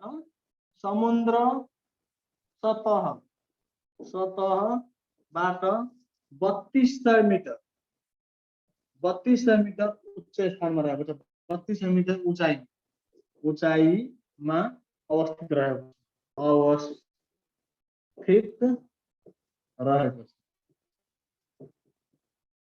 यो चाहिँ तपाईको यो रारा तालको सामान्य धेरै कुरा यहाँ बुझ्नु पर्दैन। रारा ताल के हो भने यो कुन जिल्लामा रारा ताल कुन जिल्लामा रहेको छ भने रारा ताल यो मुगु जिल्लामा रहेको छ। मुगु जिल्लामा रहेको छ। यो नेपालको सबभन्दा ठुलो ताल हो।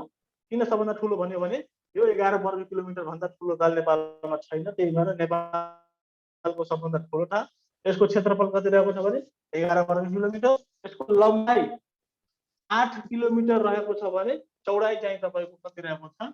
चौडाइ चाहिँ 1.5 किलोमिटर रहेको छ र यो 167 मिटर गहिरो पनि रहेको छ। यो 167 मिटर गहिरो रहेको छ। 2020 साल 13 गते यो रारा ताललाई नामाकरण गरिएको छ र यो समुद्र सतहबाट 3200 मिटर उचाइमा रहेको ताल छ यो। त्यसपछि अब हामी यो भइसकेपछि यो रारा तालपछि अब हामी सेफोक्सुन्डो ताल पढौँ। अर्को सेफोक्सुन्डो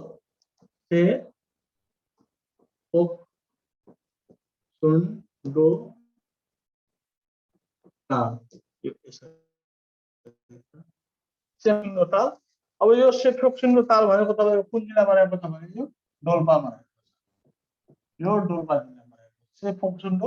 अब हेर्नु न यसको आकार कस्तो होला? फोक्सुन्डो, फोक्सो भन्छौँ नि हामी। फोक्सो, सेफोक्सुन्डो, फोक्सो आकारमै रहेकोले यसको नाम पनि त्यही अनुसारले सेफोक्सुन्डो रहेको छ। यो डोल्पा जिल्लामा रहेको छ। यो डोल्पा जिल्लामा रहेको छ। यो के भन्छ अरे यो वाइ आकारको रहेको छ। आकार y आकार, यो आकार कस्तो रहेको छ भने यो y आकारको रहेको छ हैन। यो चाहिँ y आकार वा गाईको खुर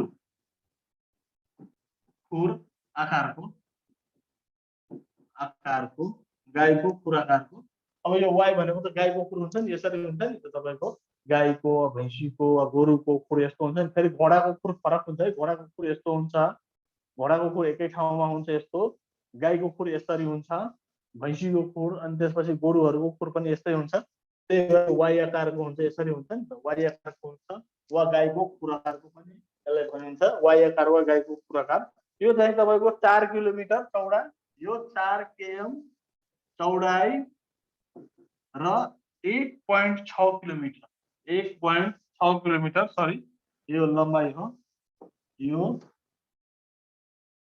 4 किलोमिटर लम्बाई र 1.6 किलोमिटर चौडाई रहेको छ, 1.6 किलोमिटर चौडाई रहेको छ। त्यस्तै तपाईको विश्वको सर्वोच्च उचाइमा रहेको ताल, त्यस्तै त्यो सेपुक्सुङ तालको अब यति हो। त्यसपछि अब अर्को तालको सबै तालको बारेमा पढ्न जरुरी छैन, अलिअलि केही मूल कुराहरू म तपाईहरुलाई भन्दैछु। यो भयो। त्यसपछि अब एउटा फेवा ताल पनि यहाँ गरिहालौँ। फेवा ताल सबैलाई थाहा होला, यो सबै घुम्न पनि पक्कै पनि गयो होला। फेवा ताल कहाँ छ भने तपाईको कास्कीको पोखरामा छ, फेवा ताल कहाँ छ भने तपाईको कास्कीको पोखरामा रहेको छ। यो ताल भित्र चाहिँ तपाईको एउटा मन्दिर रहेको छ। त्यो मन्दिरको नाम के हो थाहा छ तपाईहरुलाई?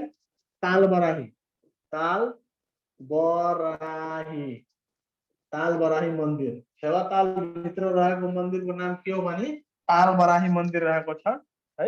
तालबराही मन्दिर रहेको छ, यसरी रहेको छ। अब यो फेवा ताल भइहाल्यो हैन। अब तालबराही मन्दिर रहेको छ। त्यस्तै तपाईको अब अन्य तालको बारेमा मैले भन्नु पर्दा यो ठ्याक्कै स्क्रिनशट गर्नु। अब अन्य केही विशेषताहरू कुन तालको के कहाँ छ कस्तो छ त्यो अलिअलि सानो परिचय गरिदिउँ भयो। र अब अन्य के भन्छ भने अब उ गरौँ, अन्य तालको बारेमा केही उ गरौँ।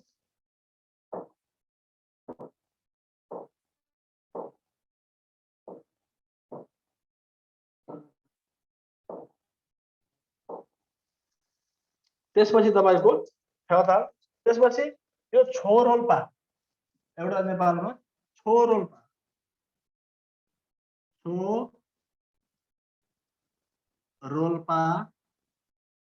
अब यो हिमताल हो। छोरोल्पा ताल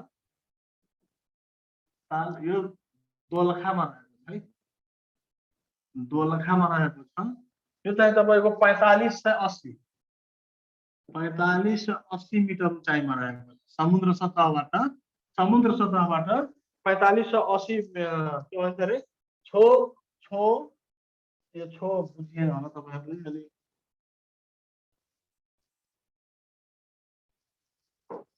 यो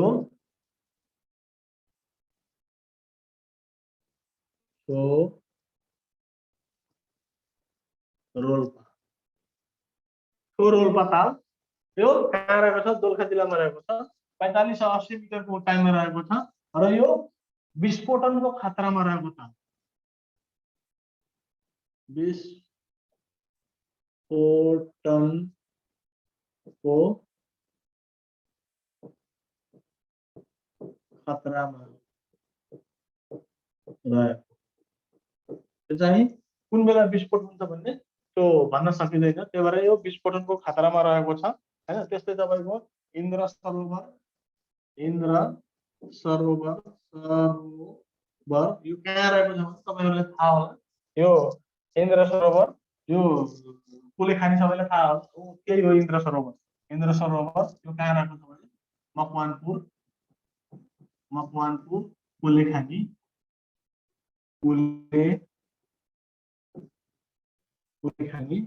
मकवानपुर रहेको छ है। त्यसपछि गोसाई कुण्ड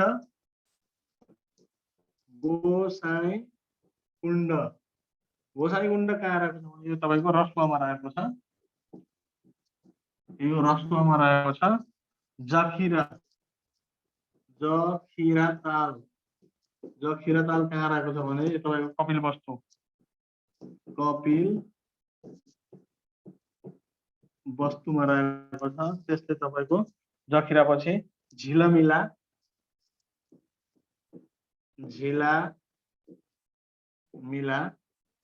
झिलमिला ताल यो चाहिँ कञ्चनपुरमा रहेको छ।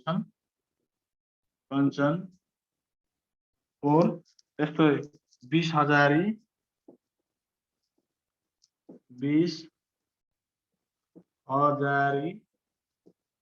ताल यो कहाँ रहेको छ भने तपाईँको चितवन। त्यो 20,000 नामाकरण किन पर्यो भने नि महेन्द्र राजमार्गबाट 20,000 मिटर उत्तर रहेकोले यो तपाईँको यो 20,000 ताल कहाँ रहेको छ चितवनमा। किन यसको नाम 20,000 पर्यो भने महेन्द्र राजमार्गबाट 20,000 मिटर उत्तरतिर रहेको कारणले गर्दा यसलाई 20,000 ताल चाहिँ भनियो। त्यसपछि तपाईँको बुलबुले ताल सबैलाई थाहा होला। बुलबुले ताल कहाँ छ भने यो सुर्खेतमा छ। सुर्खेतमा रहेको सुर्खेत जिल्लामा रहेको छ। बुलबुले सानो ठ्याक्कै धेरै ठुलो पनि छैन यस्तो छ। अनि त्यो पानी त्यहाँ अटोमेटिक आउँछ आफै आउँछ पानी उत्पन्न हुन्छ। त्यहाँ इँटाको यस्तो घेरा बनाएको छ र त्यहाँबाट के भन्छ तलबाट पानी अलिकति त्यो पानीमा केही खाला त्यो बुल आउँछ नि भित्रबाट हावाको भएर त्यसलाई बुलबुले भन्छ। त्यो बुलबुले ताल हो मान्छेहरू आउँछ पर्यटकीय स्थल हो राम्रो हो हैन। यो बुलबुले ताल कहाँ रहेको छ भने सुर्खेतमा छ। त्यस्तै बुलबुले पछि घोडाघोडी ताल पनि छ है नेपालमा। घोडाघोडी कहाँ छ कैलालीमा छ है कैलाली। त्यो घोडाघोडी कहाँ रहेको छ भने कैलाली। र त्यसपछि तपाईँको विश्वको सबभन्दा उच्च स्थानमा रहेको ताल कुन हो भने यहाँ तल देखिरहेछ विश्वको सबभन्दा उच्च स्थानमा रहेको ताल यो पनि राम्रो हो। विश्वको सबभन्दा उच्च स्थानमा रहेको ताल कुन हो भने तपाईँको तिलिचो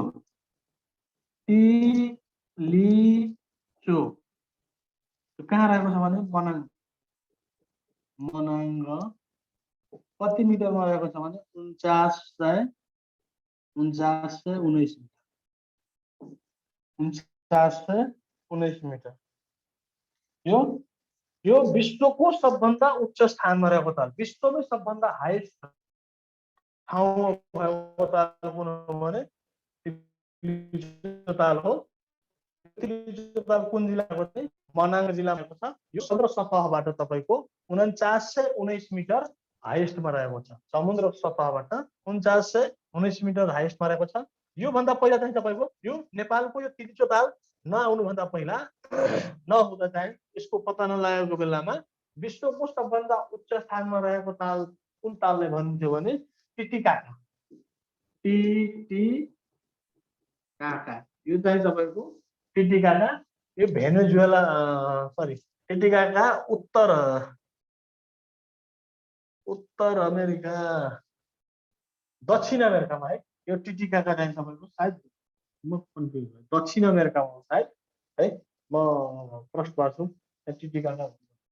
टिटिकाका ताल लेक टिटिकाका लेक यो सायद दक्षिण अमेरिका हो कि उत्तर अमेरिका हो है। यो भन्नाले मैले के जानकारी गर्न खोजेँ भने यो तिलिचो ताल दक्षिण अमेरिका बोलोभिया हो कि कुन राष्ट्र है तपाईँको यो तिलिचो ताल आउनुभन्दा पहिला विश्वको सबभन्दा हाइएस्ट स्थानमा रहेको ताल टिटिकाकालाई भनियो। टिटिकाका ताल दक्षिण अमेरिकाको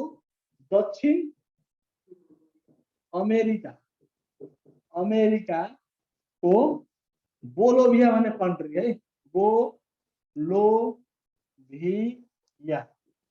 देशको नाम हो बोलोभिया। यो दक्षिण अमेरिकाको दुईटा मात्रै परिवेष्टित राष्ट्र। तपाईहरुलाई अब विश्वको भूगोल पढ्नु पर्ने छैन, त्यही भएर अब नजानौ।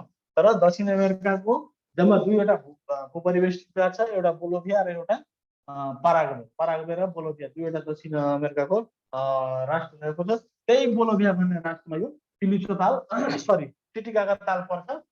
यो तिलिचो ताल आउनुभन्दा पहिला चाहिँ विश्वको सबभन्दा उच्च स्थानमा रहेको ताल कुनलाई भनिन्थ्यो भने टिटिकाका भनिन्थ्यो। टिटिकाका यो बोलोभिया दक्षिण अमेरिकामा पर्छ। यसरी चाहिँ यो चाहिँ तपाईको तालको कुरा भइहाल्यो। त्यसपछि थोरै झरनाको कुरा भयो। झरना पनि विश्वको सबभन्दा हाइएस्टमा रहेको झरना कुन हो भने तपाईको विश्वको सबभन्दा हाइएस्टमा रहेको झरना चाहिँ एन्जल झरना हो। एन्जल झरना हो, भेनेजुएलामा पर्छ यो। विश्वको यहाँ मैले लेखिदिएँ, तपाईहरु लेख्नु होला, खासै जरुरी छैन। विश्वको सबभन्दा लामो, सबभन्दा ठुलो वा लामो, सबभन्दा लामो झरना कुन हो भने तपाईको एन्जल। यो चाहिँ कुन देशमा पर्छ भने तपाईको भेनेजुएला। यो भेनेजुएलामा पर्छ एन्जल ताल। यो चाहिँ 997 मिटर 997 मिटर पुगेको छ। भन्नाले तपाईको 997 मिटर माथिबाट के भन्छ पानी खसेको छ। त्यो चाहिँ यो विश्वकै सबभन्दा ठुलो ताल सरी अग्लो ताल, लामो ताल, विश्वकै सबभन्दा लामो ताल तपाईको यो एन्जल झरना हो हैन। एन्जल ताल भनिरहेको छु मैले है, ताल होइन है, झरनाको कुरा। ताल त यहाँमा हामीले पढेको सरी है, ताल त हामी पढिसक्यौँ, झरना पढिरहेछ। एउटै झरनाको बारेमा पढ्नु पर्ने छ। यो एन्जल झरना है, बुझ्नु होला तपाईहरु। यो एन्जल झरना है। यो विश्वको सबभन्दा लामो झरना कुन हो भने एन्जल हो, जुन कुन देशमा पर्छ भने भेनेजुएलामा पर्छ। यसको लम्बाइ कति हो भने 997 मिटरमा रहेको छ। 997 मिटर रहेको छ। त्यस्तै नेपालको सबभन्दा, नेपालको यसलाई मैले स्क्रिनशट गर्नु, म यसलाई मेट्छु। अब यो मैले के गरेको छु भने झरनाको परेको झरना भन्ने झरना यो विश्वको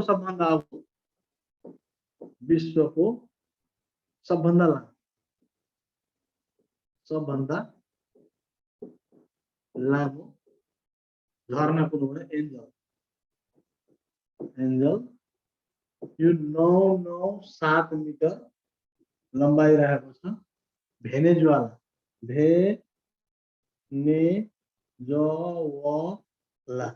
भेनेजुएलामा पर्छ। त्यस्तै नेपालको सबभन्दा लामो झरना कुन हो आज तपाईहरुले नेपालको सबभन्दा लामो। अब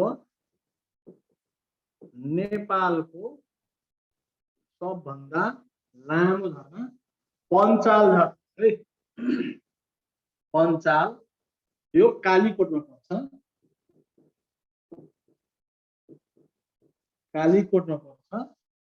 यसको लम्बाइ कति हो भने तपाईको यो 381 मिटर रहेको छ।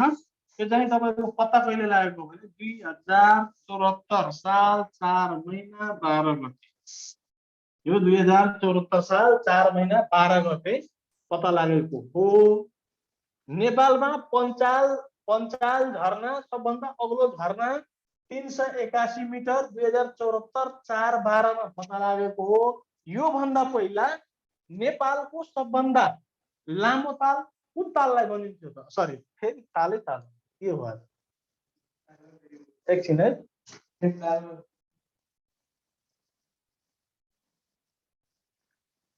हामी यहाँ पढिरहेछौँ झरना, कहाँबाट तालैमा गयो। यो हो, यो झरना परिरहेछ है।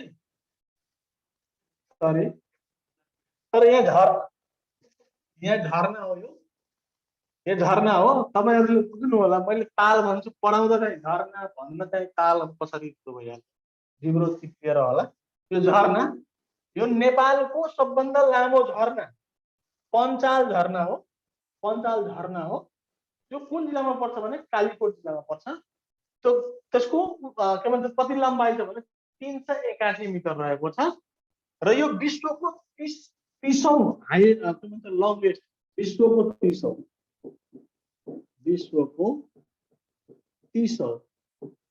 30औं लामो यो विश्वको 30औं लामो झरना हो। यसको कति कति लम्बाइ रहेको छ भने यसको तपाईको यसको लम्बाइ कति रहेको छ भने यसको लम्बाइ कति रहेको छ भने 381 मिटर रहेको छ। यो 2074 साउन 12 गते चाहिँ पत्ता लागेको हो। यो भन्दा पहिला नेपालको कुन झरनालाई सबभन्दा लामो झरना भनिन्थ्यो भने ह्यात्रुङ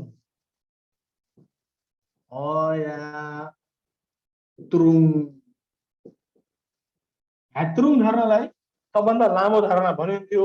यसको लम्बाइ कति छ भने यो 365 मिटर रहेको छ। यो 365 मिटर रहेको छ र यो ताप्लेजुङ जिल्लामा पर्छ।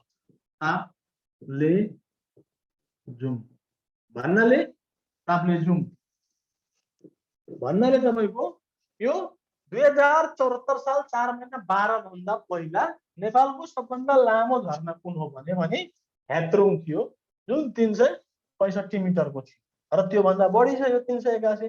त्यही भएर अहिले चाहिँ यो कुन झरना भयो भने पञ्चाल झरना कालीकोट 381 2074 4 यसरी चाहिँ बुझ्नु होला।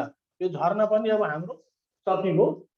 हाम्रो सकिएको त्यसपछि अब केही खनिज पदार्थहरू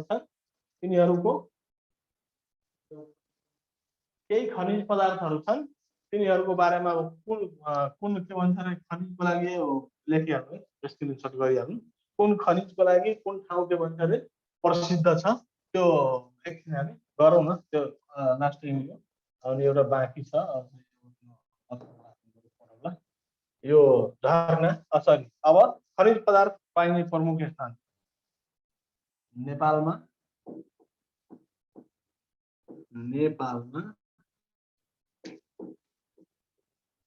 खनिज पदार्थ पाइने स्थान नेपालमा कुन ठाउँमा कुन खनिज पदार्थ पाउँछ भन्ने त्यहाँ धेरै छ। हामीले केही सठिक कुराहरू गरौँ। अब यो चुनढुङ्गा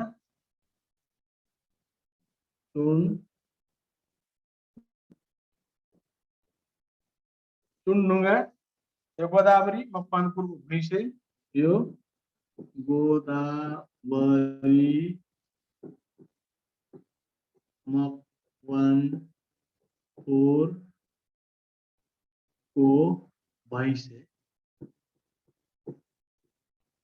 भैँसे चोभार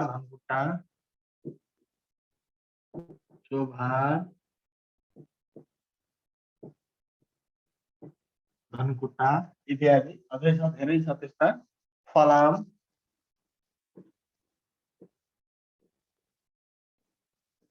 चाहिँ तपाईको फुलचोकी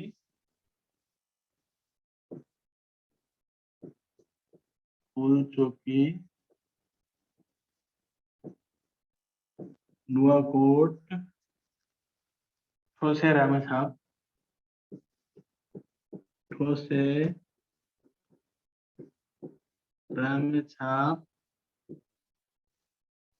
कुलेखानी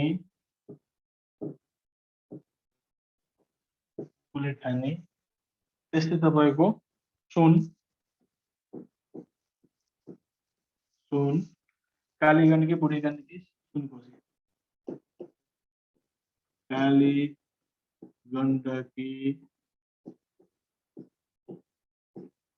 बुढी गण्डकी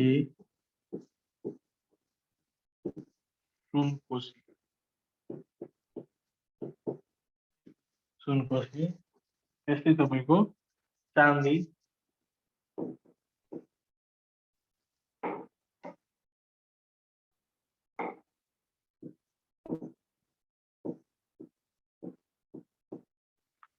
चाँदी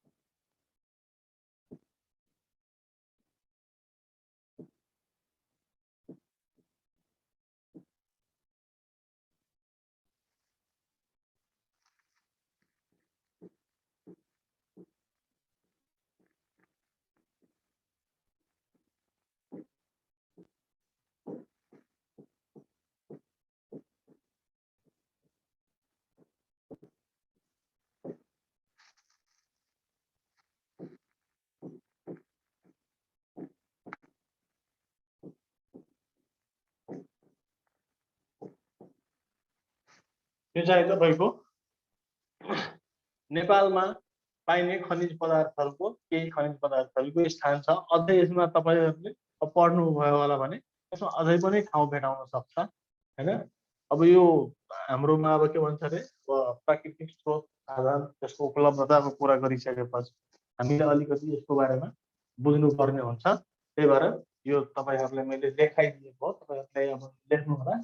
यो तपाईको के छ भने तपाईको यो चुनढुङ्गा अब गोदावरी मकवानपुरको भैँसे नुवाकोट सरी चोभार धनकुटा यी ठाउँहरूमा चाहिँ तपाईको के भन्छ अरे चुनढुङ्गा चाहिँ प्रशस्त मात्रामा पाउँछ। त्यसमध्ये सबभन्दा बढी तपाईको यो के भन्छ यो चुनढुङ्गा यो गोदावरीको चुनढुङ्गा चाहिँ अलिक धेरै प्रसिद्ध रहेको छ। त्यसपछि फलामको के भन्छ तपाईको अब फुलचोकी नुवाकोट ठोसे रामेछाप कुलेखानीमा पाउँछ र सबभन्दा उत्तम के भन्छ तपाईको फलाम कहाँ पाउँछ भने यो फुलचोकीको के भन्छ अरे फलाम सबभन्दा उत्तम मानिन्छन्। यो फुलचोकीको फलाम सबभन्दा उत्तम मानिन्छन् यो गोदावरीको हैन। त्यसपछि नुवाकोट ठोसे रामेछाप कुलेखानी सब ठाउँमा के भन्छ तपाईको यो फलाम आउँछ। सुन कालीगण्डकी बुढीगण्डकी र सुनकोशी नामैले सुनकोशी हो हैन। त्यही भएर सुन अब पहिला पाउँथ्यो अब अहिले त पाएको भए हामी तपाईँ किन यहाँ पढ्थे र गएर सुन बिछाएर अब जिन्दगी चलाइहाल्यो छ भन्छ तर अहिले पनि पाउँछ। अब त्यहाँ खानी सानी पनि रहेको भनेर अनुमान गरिन्छ। पहिला के गर्छ भने त्यहाँको मान्छेहरूको पेसा चाहिँ के हुन्थ्यो भने तपाईँको अब प्राय दिनभरि के भन्छ अरे त्यो बालुवाहरूलाई यसो यसो गरेर पानीमा धोएर अलिअलि सुन चाहिँ भेट्थ्यो। त्यही भएर सुन कहाँबाट आयो भने यहाँ पक्कै पनि खानी हुनुपर्छ होइन अनुसन्धान पनि गरेको छ। त्यही भएर सुनकोशी बुढीगण्डकी कालीगण्डकीमा के भन्छ तपाईँको सुन पाउँछ भन्छन्। त्यसपछि चाँदी यो चाँदी तपाईँको बागलुङ चिसापानी फुलचोकी होइन यी ठाउँहरूमा चाहिँ तपाईँ चाँदीको पनि खानी हुन सक्छ भन्ने कुरो चाहिँ तपाईँको अब अध्ययन अनुसन्धानबाट थाहा पाएको छ। त्यसपछि जस्ता यो फुलचोकी धादिङ र नुवाकोट जस्ताको लागि पनि सबभन्दा प्रसिद्ध ठाउँ भनेको यो फुलचोकी नै हो र फुलचोकीको जस्ता चाहिँ एकदम एक नम्बर के भन्छ अरे ओरिजिनल भनौँ सबभन्दा राम्रो क्वालिटी मेन्टेन भएको जस्ता चाहिँ फुलचोकीको हो। त्यसै मार्बलको लागि प्रसिद्ध ठाउँ अब एउटा गोदावरी नै हो होइन।